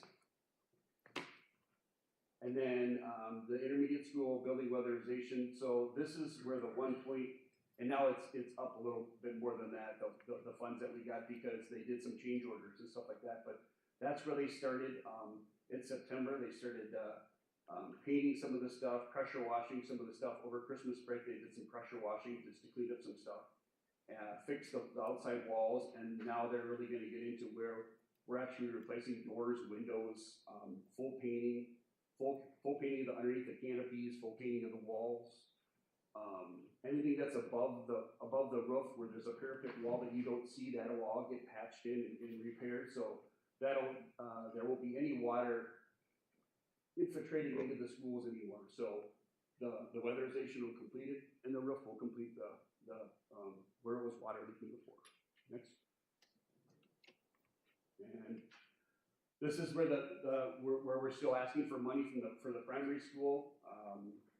We don't know how much it's going to cost because it hasn't gone out for bid yet, but this is currently, we do have architect stuff like that put together, but we're just waiting for the actual bid to go out, the bidding process, once the state says we can release it. Next. And then this is the same thing for the secondary. We just have to wait until they tell us we can release to go out to bid to get the funding for it. Next. And that was the gym floor that we did. Next. This is teacher housing HVAC replacement. That was completed in December 2022. That was impact aid money for all the air conditioners that we did for all the 43 total houses, including the superintendent's house. Next. And then we did the roofs because all the roofs were leaking. That was impact aid money, so that was completed now. Next. Teacher housing remodeling. Remember we went and I took you guys in tours to look at the housing after it was done. So that's what we've done so far. Pino Altos 1, 8, 1 and 4 in Garden Estates, and 3 in Fishbowl. And then Garden Estates, we had extra money, so we replaced the bathtub shower in Garden Estates 8 and 12. And that's what we're waiting for money to figure out how much we can use from now until June 31st to see if we can go in and do some of it. Most of the stuff that we really need to do, because these were the units that were really deprived of any attention or maintenance over the years. We need to do a lot of the doors and windows because a lot of the windows in some of the places are original back in the 70s, so they're single pane glass, and a lot of them they don't open anymore. You can't crack them open even. So that's the money that we're going to be asking for later.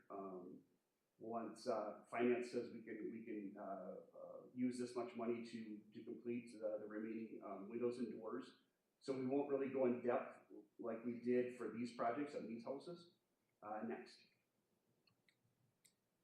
And this is, we're looking still, we don't know when, if it's going to be this year, to actually fund new homes or to get new buildings set up for housing. Like I said, we do have currently 43 units. That's including the superintendent house at the primary school. And that's not including what we have back here because we don't own them, but the ones that we'd be renting out the spots to the people from transportation, or I guess anybody that would have a motorhome or a camper. Next. Oh, and then I can say that we are looking at, Ruben's received some stuff. I know there's some groups that are around here that would give funding for housing and stuff like that. So I think Miss Allison is actually looking at some of that stuff as a grants person. So that might help us out when we do some of that housing, teacher housing and stuff like that. SFB doesn't do any of that. It's not a thing that they do that they'll give us money for because it has to be kids involved or kids in a building and stuff like that. So, and then remember when we did the intermediate school kitchen, so the primary school kitchen, and then if you skip to the next one, it'll be the secondary school kitchen. We're just looking at some funds just like what we did, but not to the extent of, if you remember what the intermediate school kitchen looked like. We're just looking at some funds to do the floor and then do the walls, because everything else is pretty sound except for, like I said, the intermediate school was pretty bad. I mean, that was probably the worst I've ever seen. So in doing this, it's probably going to be maybe $150,000, maybe $200,000 per school site to get those updated. So they look a little bit fresher, I guess. Put some paint on them and stuff like that. So ET, next. Okay. So this will actually break down each one of the projects when you're looking through these. So project 1, you can tell where it's completed, but we're still waiting to be finished for the balance. And then it skips down because these projects are ones that we took on as a district, and so 12 through 13 will be projects that SFD funded.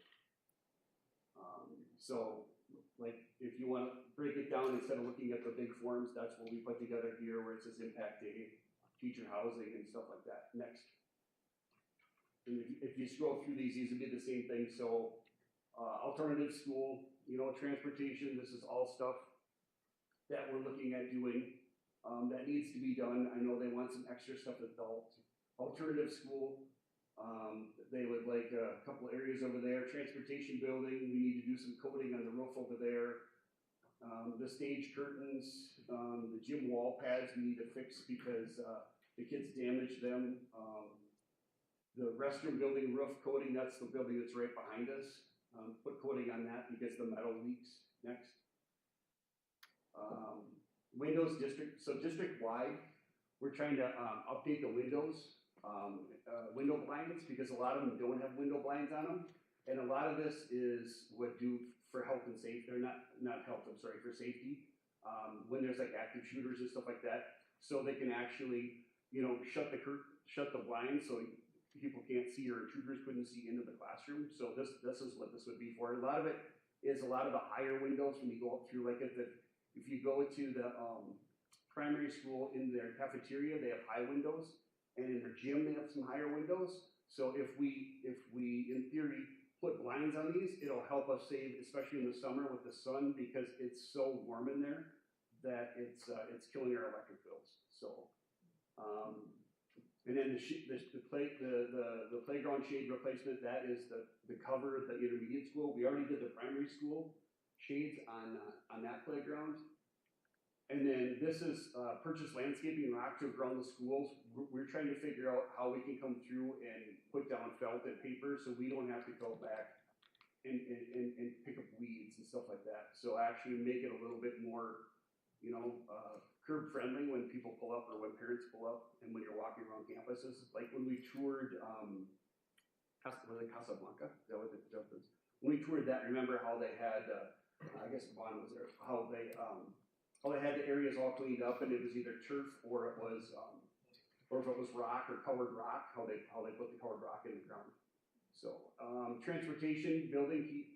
So if you've ever been to the transportation building, there are no heaters and there is no AC over there. There's no AC in their offices. There's no heaters in the area like where the guys are fixing equipment.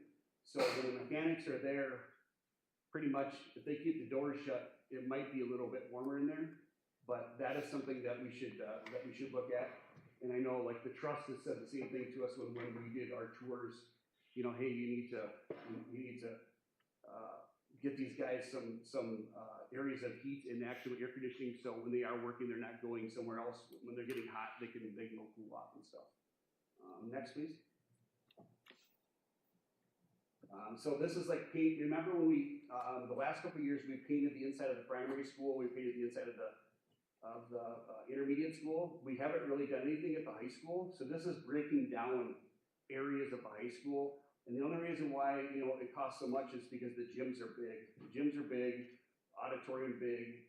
It's areas, and they've never been painted probably since they were built, back in the 90s. Let's see what else. So fishbowl, this would be outside the exterior, just to do like we are doing with the schools, and we did with this building. We did with transportation. This would be prime and painting the exterior of the housing, so we don't have infiltration of water and stuff like that because it's all brick. And the same thing for the garden estates. Next, please. Pinos Altos is the same exterior painting. And then this is some stuff that we've been asked, like the intermediate school track repairs over here.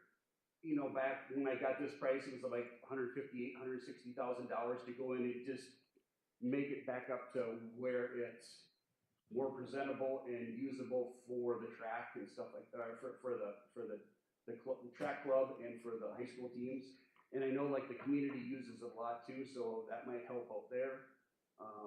And then at the high school, we've been asked at the secondary school, what would it cost to put in a track around the football field? Well, it's about $500,000 just to put a nice track suitable for track meets, so they can have home meets, because all their track meets are away unless it's a cross country track meet that they only have here.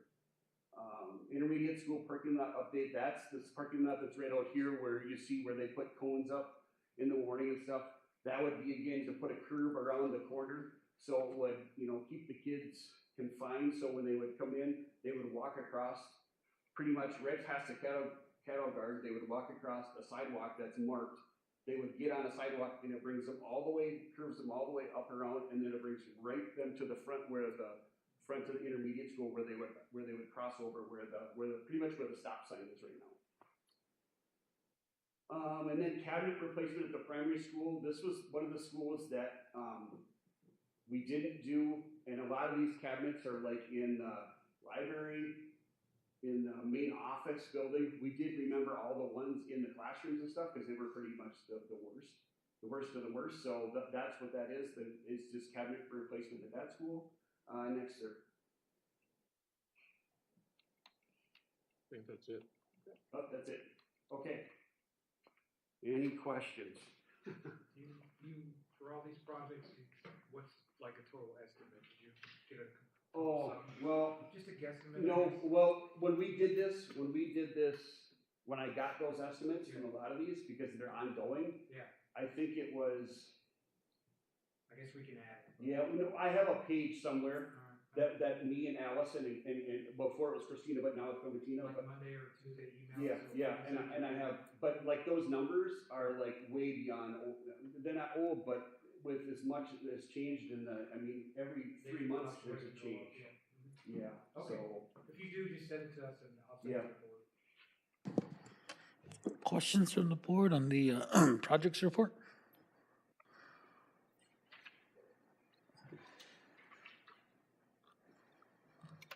anything, if it's multiple.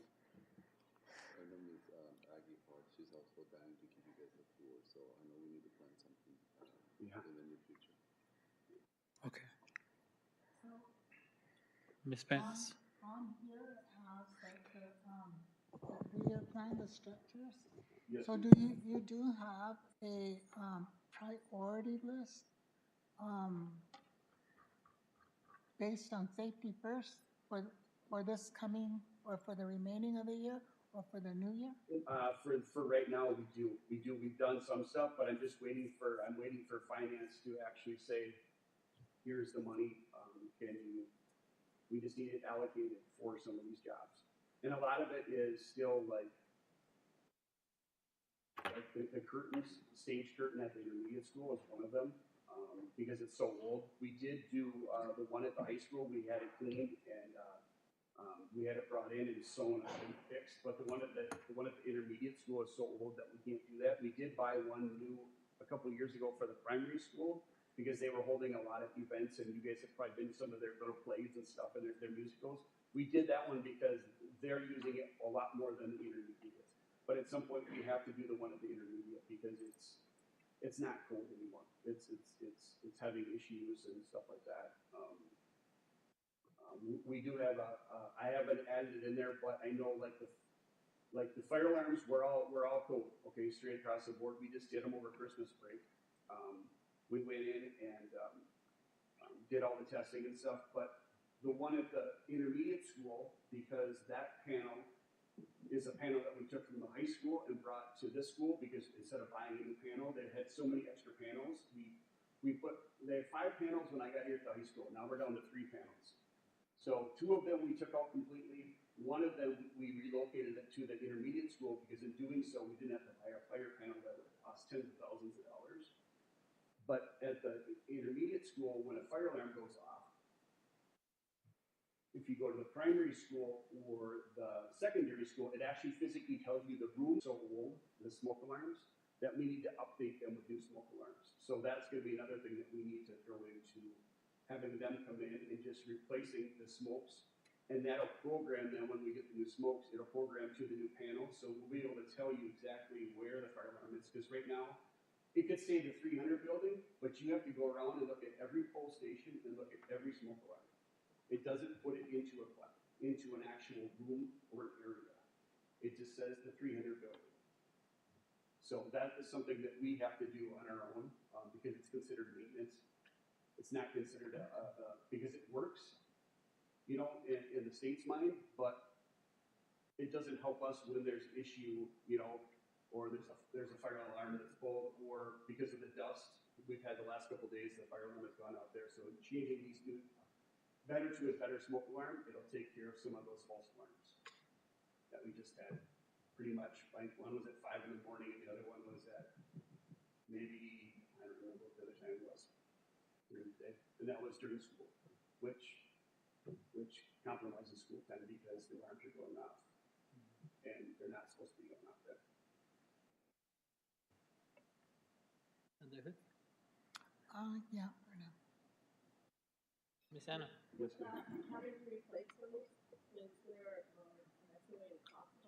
No, they're coming back out here because the last couple of years, every year that we've had a fire alarm company, they've been getting bought by another company. So now since I've been here, I'm on one, two, three, I'm on my fourth alarm company because companies are getting bought out. So this new fire alarm company that's here, the only thing good about it is some of the people that have been around since the first fire alarm company when I first got here in 2020. They're with this company again.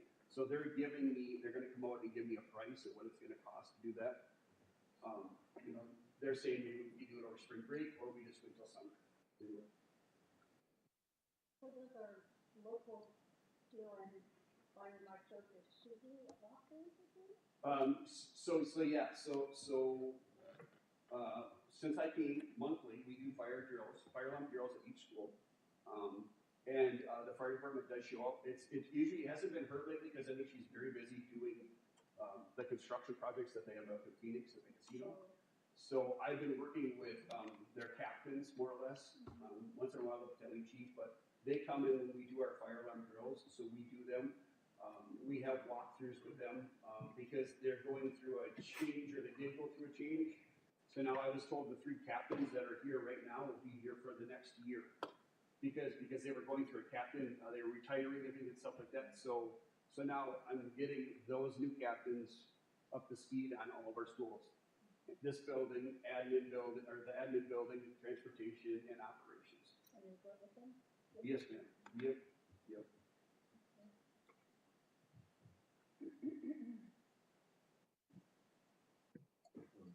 Questions? Mr. Diaz? Mr. Roa, what mentioned earlier, a list of priorities related to safety. The thing is that you brought to our attention about a year and a half ago with it is about $2.5 million worth back then. So that is also a list that when we saw the purple line, that's one of the areas that if I added and needed to determine, even though back then it was $2.5 million, it would be that just area, then that means that I need to pull it from somebody else. He's waiting for us to make a decision, but also based on everything that we have discussed, as we plan the budget, there's many other circumstances that we'll be taking into consideration. It's going to be a tough one based on the projections and all the factors available. All the factors in place to determine how we're going to continue to be financially sustainable, competitive with other districts, and continue to provide affordable housing to attract recruitment and retention. Okay. We got about a minute left for the presentation, but I just wanted to in regards to specifically safety for the students, one of the things I continue to bring up is how dangerous it looks when the students are trying to come off of when they walk to school, come across, and then walk to the intermediate. There was a couple of days where, people are coming in and out of there like crazy. So if we're going to put anything in a prioritization list on safety, this is probably one of the ones that I would say needs to be addressed. And I just actually, me and Ruben, when we met last week, we had a discussion about it, and he sent an email to Slomatina, and there is going to be available money that's out there, and I think it was like $12,000 to $14,000. So to fix that, what needs to be done, I mean, that's been on the docket for a while. And some mornings I just park there because I watch people, and I'm just like, I don't want to be the guy on the chopping block because this happened and we didn't fund it and stuff like that. So that's what I'm worried about. That somebody is going to get hurt, and I know a lot of people, they're coming in there, they're on their phones and they're not paying attention, or they're trying. A lot of people are coming in late with their kids, right? And they're trying to get out of that line as quick as they can, and it's a cluster. Mm-hmm. And I know in the afternoons they do get escorted as far as the kids that do walk, but in the mornings everybody's just kind of like here and there. So, I mean, it's just something, again, I don't want to be the ones to say, well, the board knew, everybody knew, and nobody. thing. Correct. Um, And we did repair, I give you Oh, yeah. usage, but thank you. over Christmas break, that was usually our 2 weeks where we could do stuff in parking lots, because there's nobody parking here.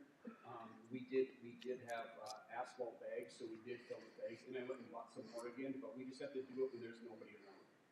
So Willie and those guys did it right pretty much after Christmas break.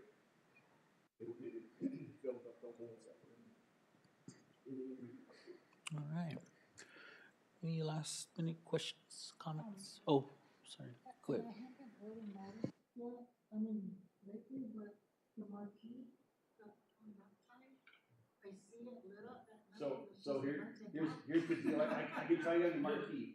So Mr. Jay Wan from the school called me. It's been a while ago now, and said, "Hey, we're pulling that sign out, so you're gonna have to fill it with whatever you're gonna have to fill it with, because we own the marquee, they own the signs, because at whatever point they came in and put the signs in. So I physically have the new signs, okay? But I'm working with Terrell, because the company that has to come out here has to have Terrell compliant, and now they have to be fingerprint clearance card compliant. So that's what we're working on right now with Terrell, and then the fingerprint clearance. Because now I'm making everybody from A to Z, whoever comes out here, get a finger, even though they're gonna be out here for maybe 4 hours putting up a sign. So, but they're actually in they're in the warehouse right now. They're big. It actually says Indian Oasis Intermediates, you know.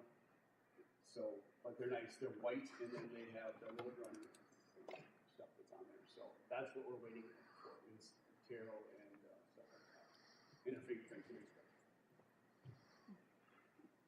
So it's, how are they lit like at night, you know? So they go on. So there's LED lights in behind it, and then the light comes on and off with just like the lights on our buildings. They go on and off.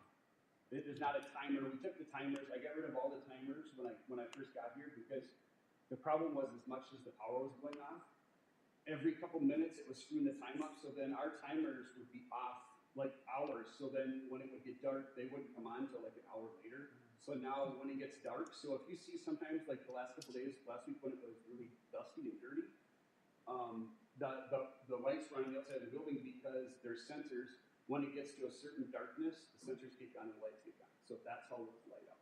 They light up just like that. They'll sign a light up when it's dark, and then it'll go back off when it's light. I was just wondering, because I know we talked about the bills increasing at the school, and there's no need for that to be on if And there's I can't really nothing turn on that there. off because it's connected to the light poles. Okay, that's what I was wondering. It's connected to light poles. Yeah, There's no way. there's the light. And I am working with TOUA. See? A lot of it, and I don't know if you know this, but I've been finding out now, because when I first got here, the invoicing for TOUA for electric and water would always go to finance would pay it. So now all of a sudden, within the last 6 months, I've been a little bit more in depth or filled in about the invoicing and how it's coming through. And what I've been finding out with my meetings with TOUA was, well, they raised our rates, but nobody knew from the school side. So and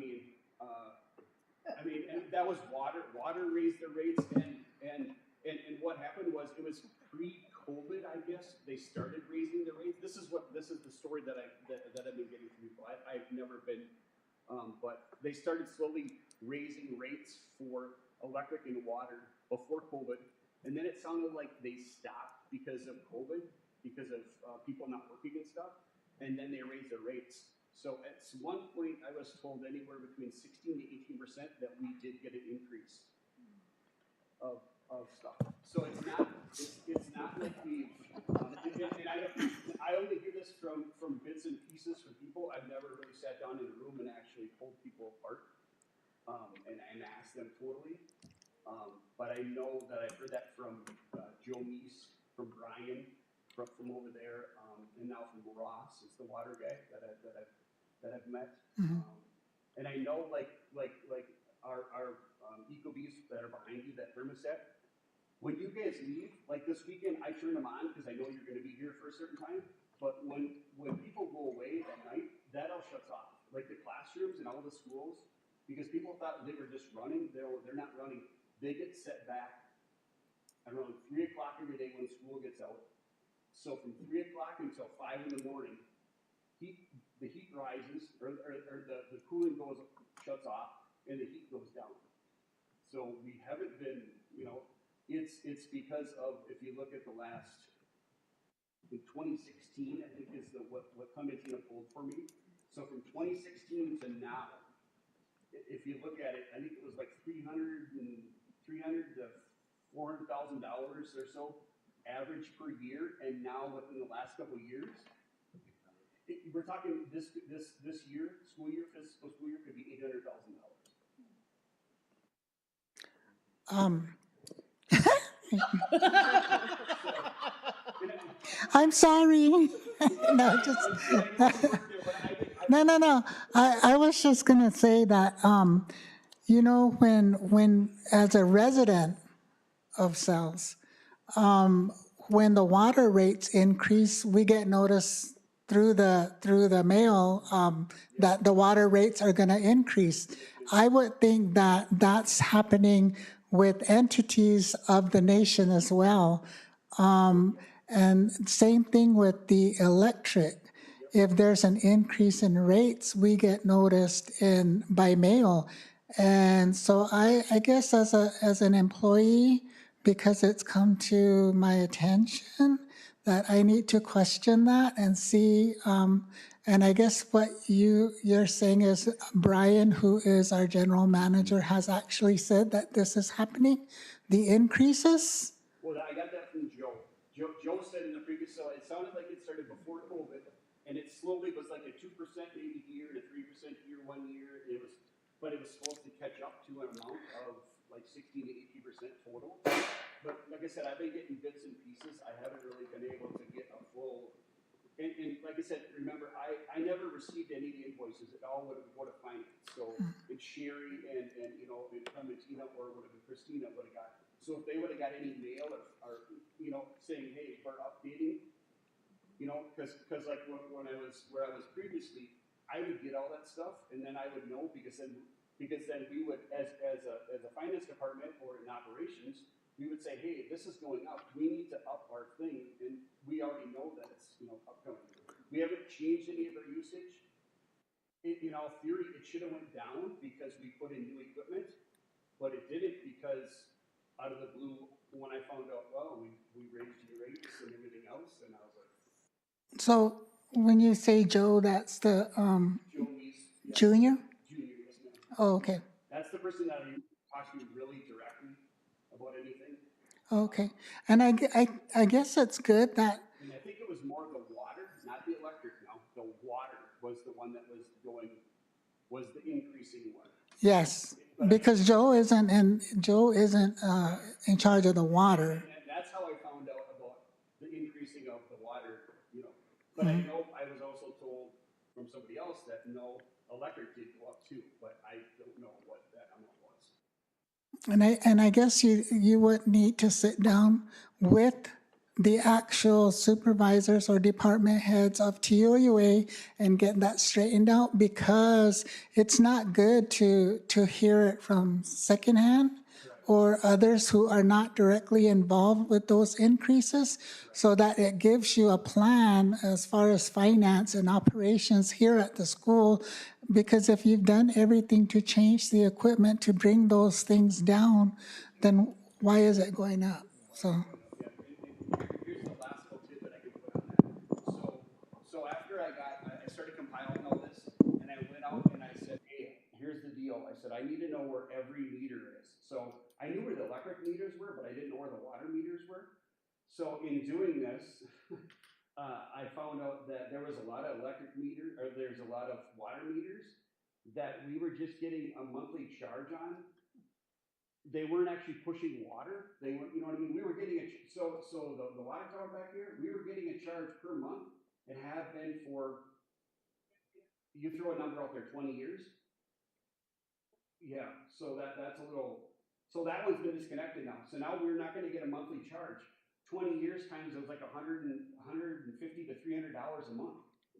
So I was, so that's what I've been dealing with now, is to trying to find out, because like I said, I don't know where the meters are at. And it sounds like now they're actually updating the meters where they can be physically read through the internet, because we still have meters through our system that are still hand read. And that's what's hurting us, because the hand read meters, all that person is doing is going and taking a reference, and that's it. And then 1 month it could be like, well, remember, I was going crazy. 1 month it was like thousands of dollars, and 1 month it was like $500. Because I'm like, what is the deal here? But I would have not known this unless Clementina or Sherry said, hey, there's an issue with the water and the power. Otherwise, I would have never, dug into this stuff. And that's good that you're doing that, because even in residences, when people have water connections to their sites, their homes, even though they're not using it, there's a charge for that water. You get charged for that meter. Mhm. So like I said, the one that was sitting back there, and I don't know how long your water tower's been off. It's been sitting back there for that long at $150 or $200 a month times however long.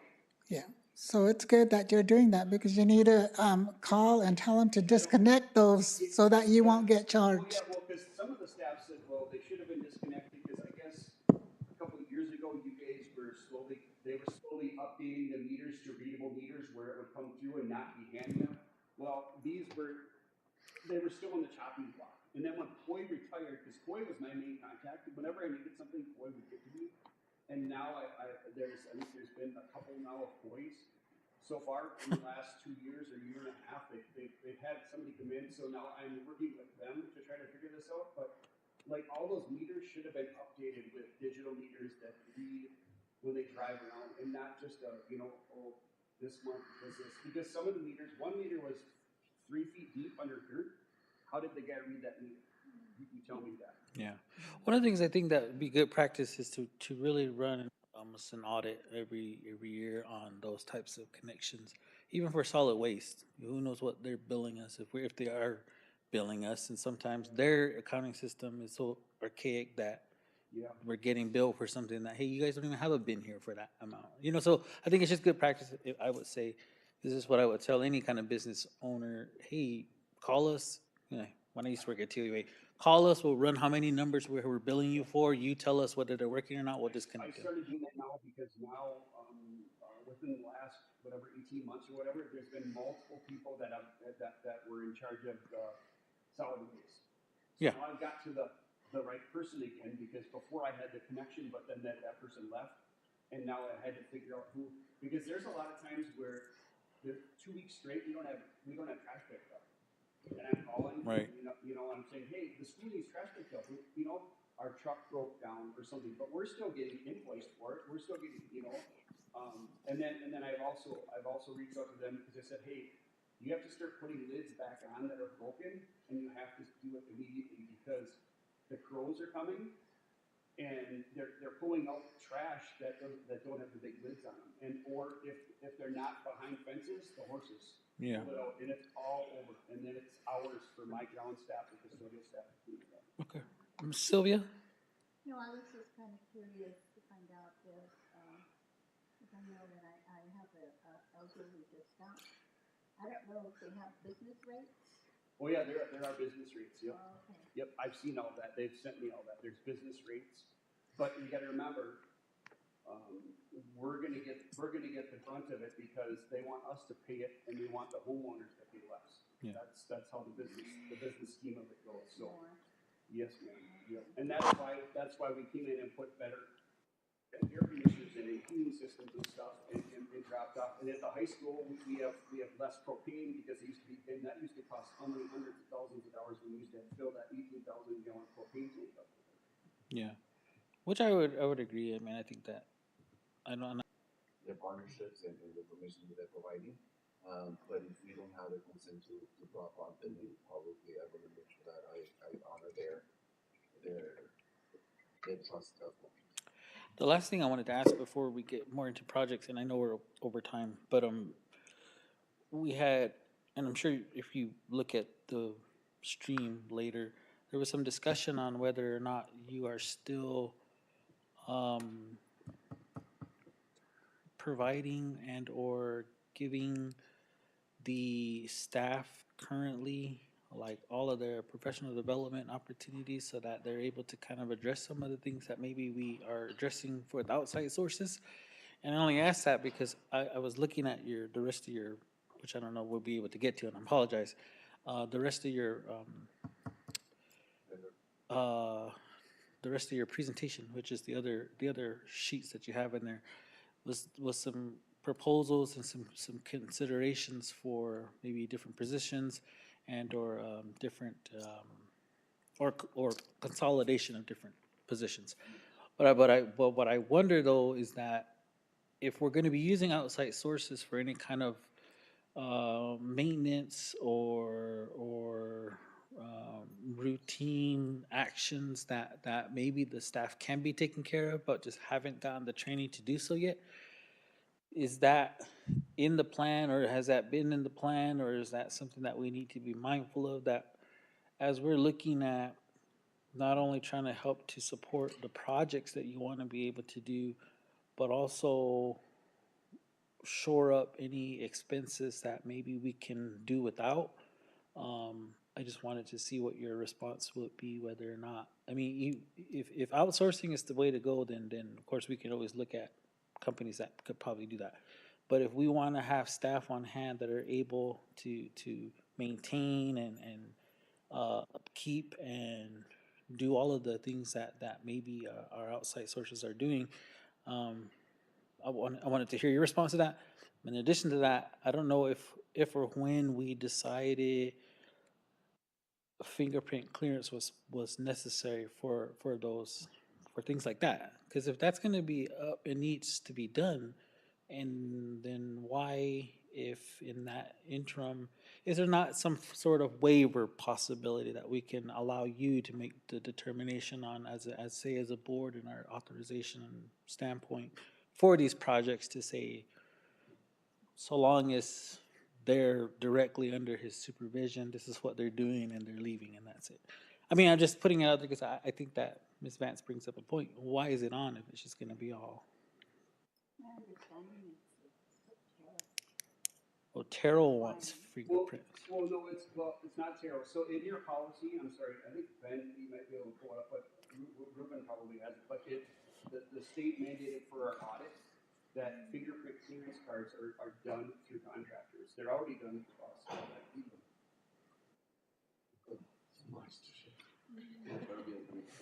Do you want this? So people can That's his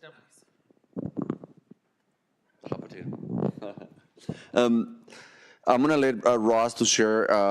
We met with the OCC and the intern the apprenticeship program, and I'm gonna let him share the great news on that one. But one of the findings from the Auditor General is gaps on fingerprints, and now we need to make sure that anyone, all of the staff, there's no break on fingerprints, but also the vendors that we deal with, and they're going to be conducting business in our schools. They also need to be we need to make sure that our vendors, if they're going to be coming into our buildings and around kids, we need to make sure that we extend the safety by ensuring that they have their fingerprints.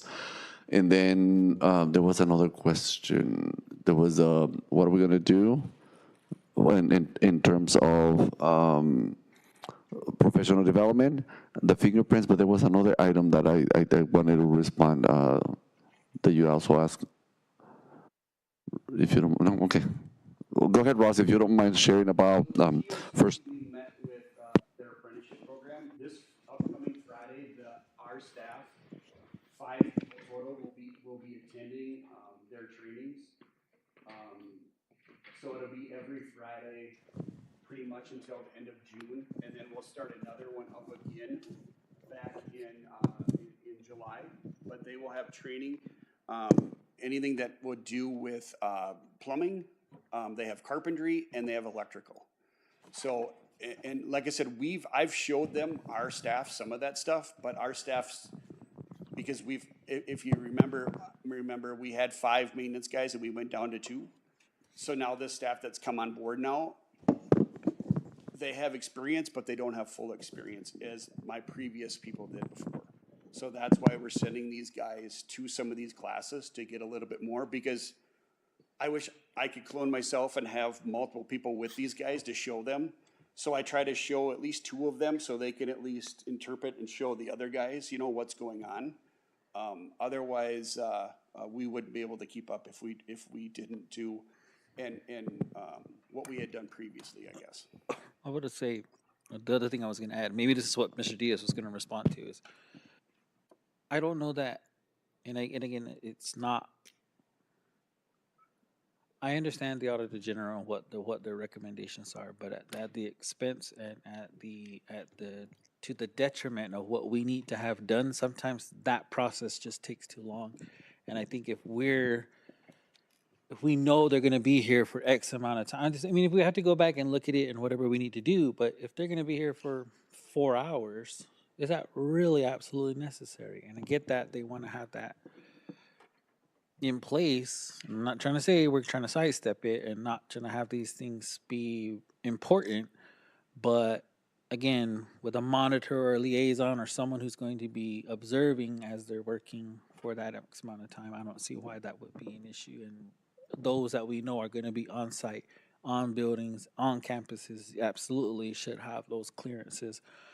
But I mean, it's just something to think about. I mean, whether or not we discuss it or moves further, I just think it's kind of ridiculous for that in that case. But I understand vendors if we're going to have contractors on site in and around children, then of course. But that's just my comment.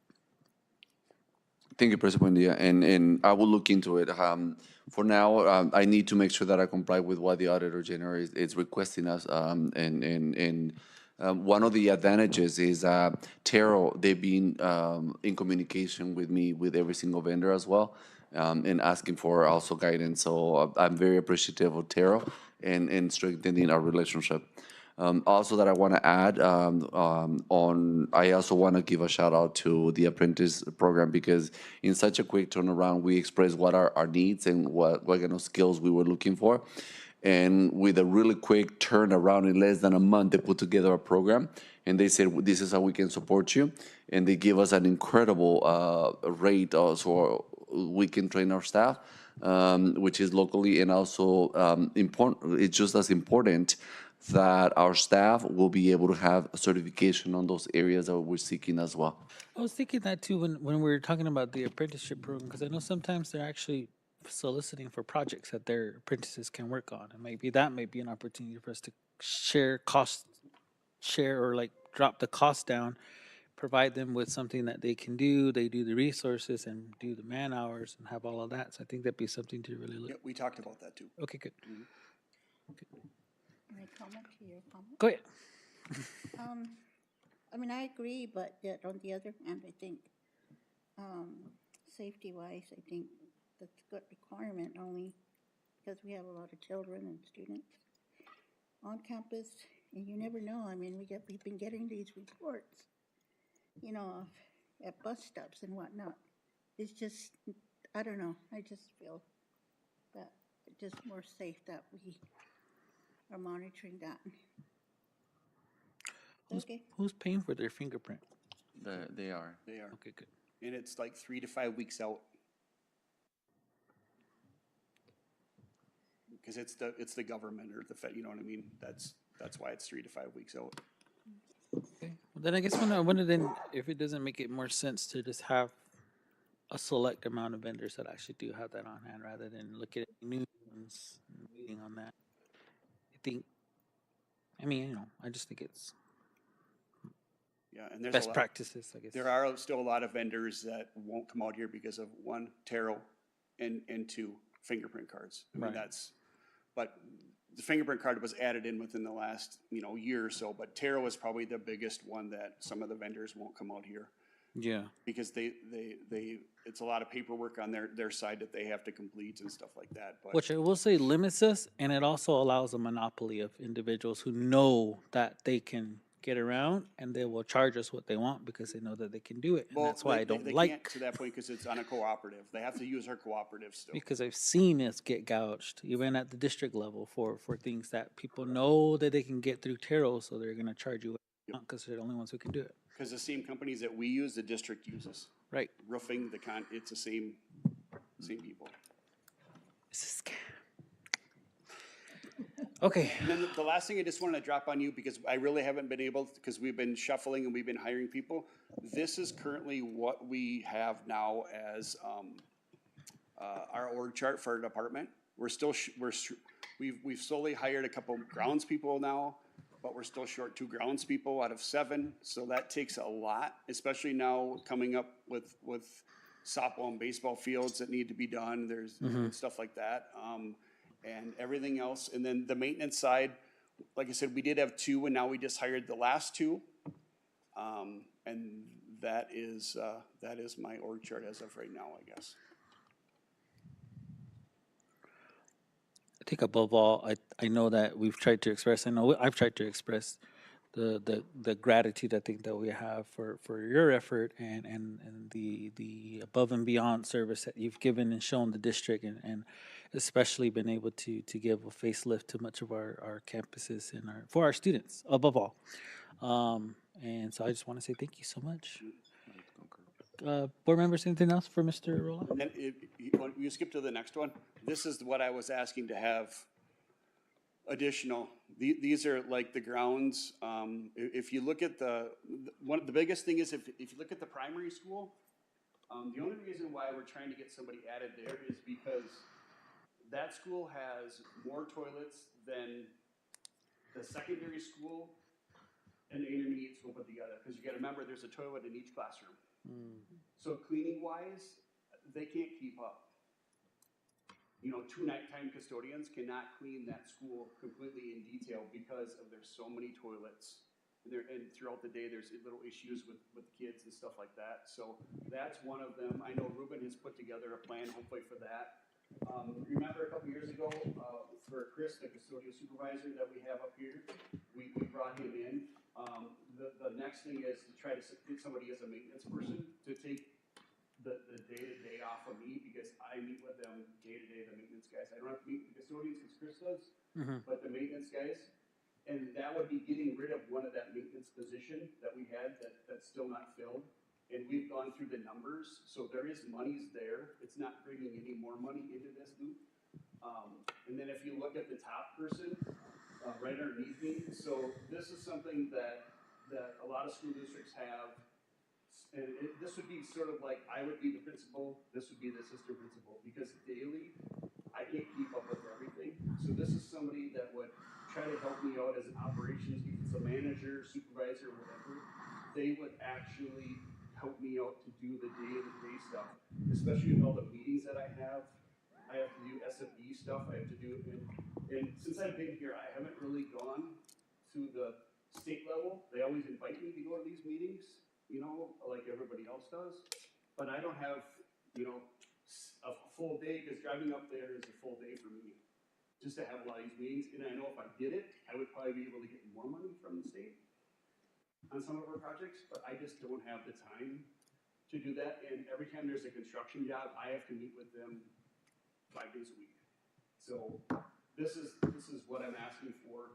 And then also where it says, because I'm the director of operations, if you look at director of operations for all school districts, my job duties are nothing as a director of operations. It should be, director of facilities, including housing and maintenance. That would be another thing that I would look at trying to get changed, because I get phone calls for tons of stuff about director of operations, but a lot of it stems with tech, because the director of operations runs sort of the tech side of schools. So I get a lot of emails, I get a lot of phone calls for that. Go ahead, Mr. Diaz. President Muria, members of the board, I want to highlight once again what Ross is doing is reconfiguring the current budget and the current positions and creating a level layers of support within his department. He once again he's not asking for additional funding to create new positions. What he's doing is using his current funding to reorganize it in a way that he will be able to now lead, train, and manage to be able to support the district. And based on his experience, he feels that he will be more successful by having this level of organization for his department. And we have met multiple times. We have met with finance as well. The next step for him is now to define what those job descriptions will look like, to be clear in what responsibilities everyone will have, and go from there. I'd also be mindful of, and again, it just kind of goes back down to our discussions with finance earlier, and whether I mean, and the study sessions that we've asked for, kind of going forward on getting the maximum amount of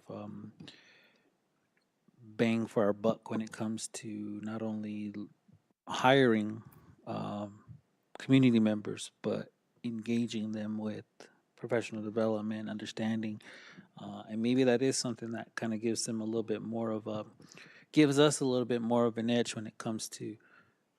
I know higher wages with the nation is appealing, but maybe there's a ways and a means for us to be more competitive with just, hey, well, it's kind of double-edged sword because then that also means they leave. they leave when they have more experience and understanding. All of my stuff. But I think it's just important for us to kind of look at how do we slow down some of the outsourcing and still encourage some development and capability. I think that our people are very capable. It's just giving them the opportunity to show it. Okay, if that's it. Thank you, sir. Appreciate you. Thank you, sir. Yeah, just hit the button. Okay, number 8 this afternoon is our reflection, Mr. Diaz. President Mundia, members of the board, we started the day in going through our reflection corner and what to expect from yesterday to today, and I'm seeing your brain how is it continue to now bring us to what we said we were gonna do. Your questions that you were asking today, they fell in these categories, and you also providing ideas to generate more ideas. So I thank you for that. As part of the reflection, I will need your support. And if you notice, every director is going to come back again and is going to ask, I need. But we're now, it was important to know, okay, what are going to be our needs, what are going to be our priorities, and what kind of questions to see so we can begin doing what we are meant to do, which is now conduct oversight and make decisions as a governing board body. And also, I want to give you any background because between now and the end of the year, there may be recommendations that will be coming forward. So you also keep in mind the why we're trying to make some of the decisions that are coming our way.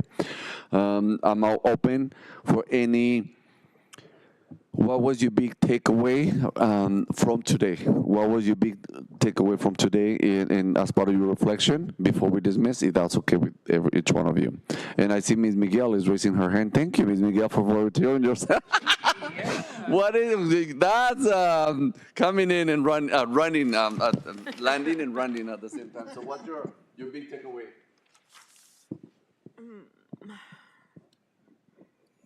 No pressure.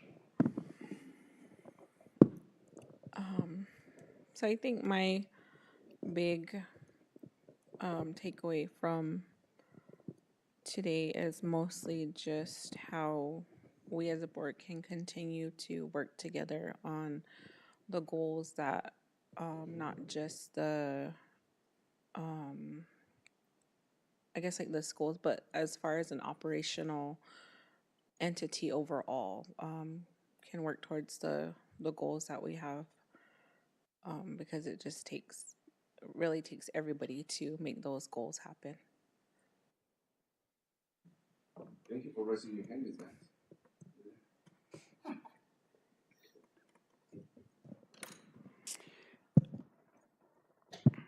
I think for me, the biggest takeaway is that even though we've come this far, we still have a long way to go. And it is important that in order for us to be, or for our children to be proficient and to be those graduates that we want our future to hold, it takes everyone from the custodians, the groundskeepers, the bus drivers, the aides, everyone. It takes everyone and their input and their encouragement. You know, I think administration, we take for granted all the work that administration does as far as, you know, making sure that, you know, they're doing their part, but we have to do our part as well. As a community member, I think that we have to really step up as parents, as guardians, as aunts and uncles to encourage our children to just do better. You know, every day do better. I think that's one of the biggest takeaways, but also that we've so far been able to do what we're doing, but we also need those departments from the nation to help.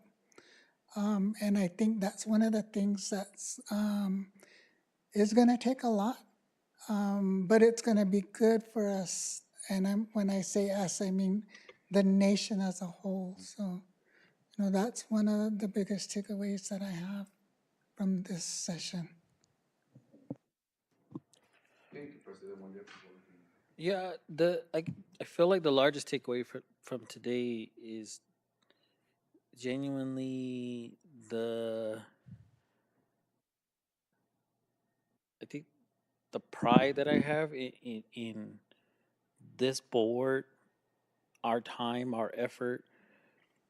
I have been asking for a policy review for a little while, and I knew it was gonna have something good come from it when we could finally just sit and like decide here's what we need, here's what let's figure out, how can we help it.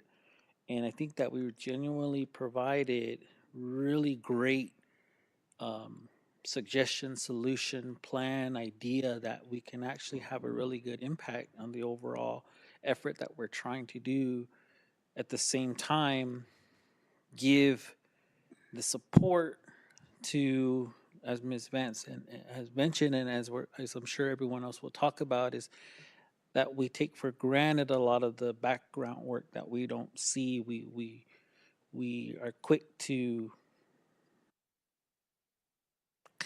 not criticize, but quick to talk negatively about some of the things that we see, and yet there are things that we can sit and really look at and okay, say, okay, let's um let's work on finding a solution.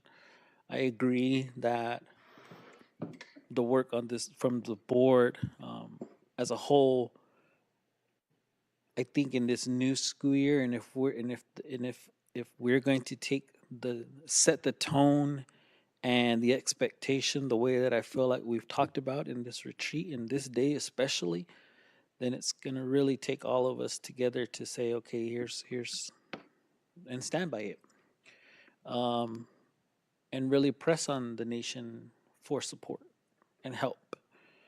Uh, and I'm excited because I think again, it's while pushback may be not what we like, but it's what I think we have to do. I mean, I think it's what's going to be necessary for us to be successful. We've pressed so hard on our own district to do so much that now we have to press in other areas that we're capable of so that we can see some success from our students and the nation overall. So I think that's my largest takeaway is I know that conversations today may not be what people want to hear or like to hear, or maybe think that we're being mean or negative or whatever, however you take it. But I think that that's the point. We're not sitting here to just sit here and talk about good things, or the flowers. These are the things that are going to be necessary for us to be able to see some actual action. So that's my biggest takeaway from much of what we discussed today and overall. And above all, I want to say thank you to all of your directors and everyone who put information together for us, um, and especially to our superintendent in assisting in the overall guidance of how and what types of thought process and mind shifts that we have to have as a board in order to give him support and the administrator support in what our expectations will be, not only for the finish out this year but into the next school year. So that's the biggest thing from the retreat for me. My takeaway is I think because of what everybody has mentioned in terms of how the whole everybody in the school district is affecting what our goals are. It was good to hear and get the information on finance, because obviously, we start planning, for years, for the next 3 years, 5 years, and it's good to know where we're standing in that and what we can do. If we can do possibly, if we get in more grants, possibly be able to do more. And it was good to hear the facilities update, obviously, because of the funding, plus, making sure that, the everybody that's here on this, here at BUSD, faculty, staff, and especially students are well taken care of. And then the policy, yeah, I know Juan has always asked, and there's probably more policies that we probably need to look at, but it's a good start. I think that the changes and the suggestions that were brought up in regards to the two policies that we did look at, I think enhances those. I want to say for me, I think just having these discussions are really important because, we have chosen as board members to sit on this board and look at how our educational system is being run. And to be honest, first coming in, it was a lot. It was a lot to learn the process. And my hat goes off to you and all your staff because it does take a lot of work to run a school district. There are so many moving parts and it can't be done by one single person. So I think for me, it's hearing all the intricate parts of running a school district and how we are working together to make sure that we are helping our students to succeed. And one of the big things is I know we're going to get pushback on this truancy stuff, but it's really important. I think it's important for our students to be successful. And how can we be helpful to those families who are that need that support and are not coming out and saying those things, and getting them prepared for life, but also prepared for their work moving forward.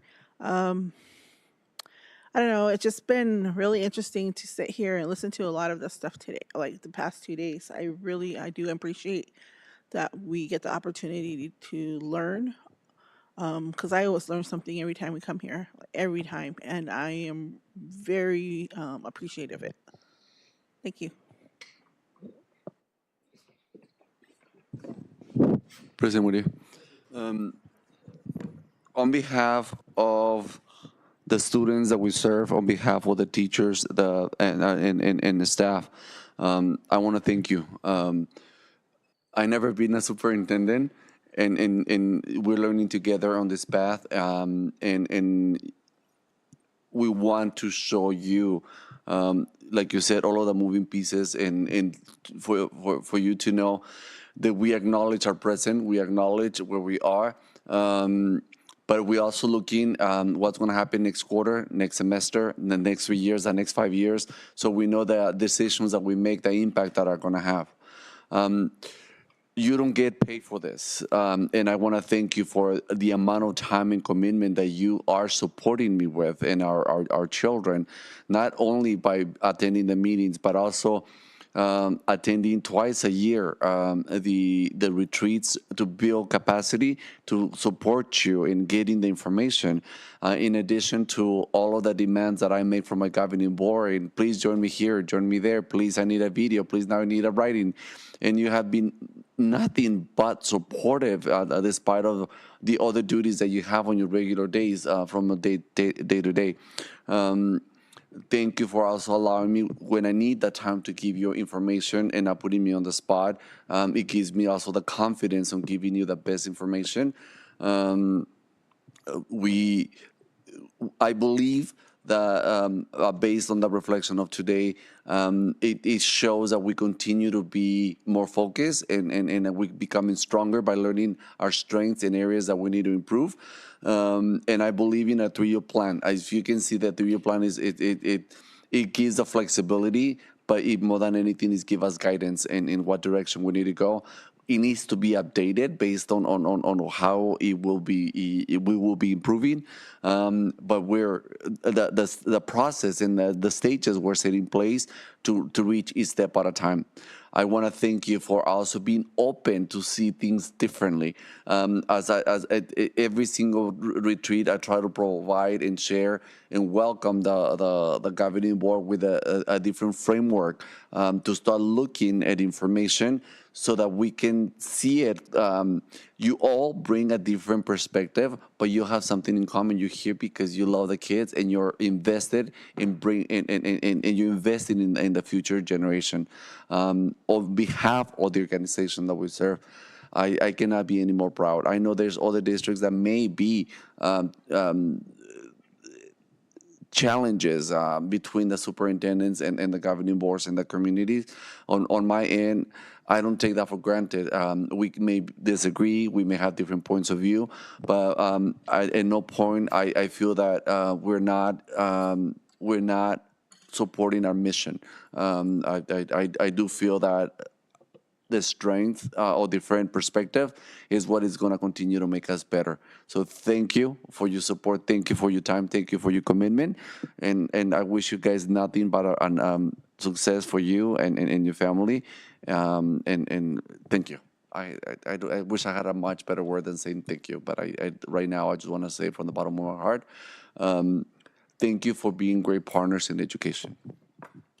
Thank you, sir. Appreciate you. With that, is there a motion to adjourn? So moved. Motion by Ms. Sylvia Hendricks. Second by Ms. Kathleen Vance.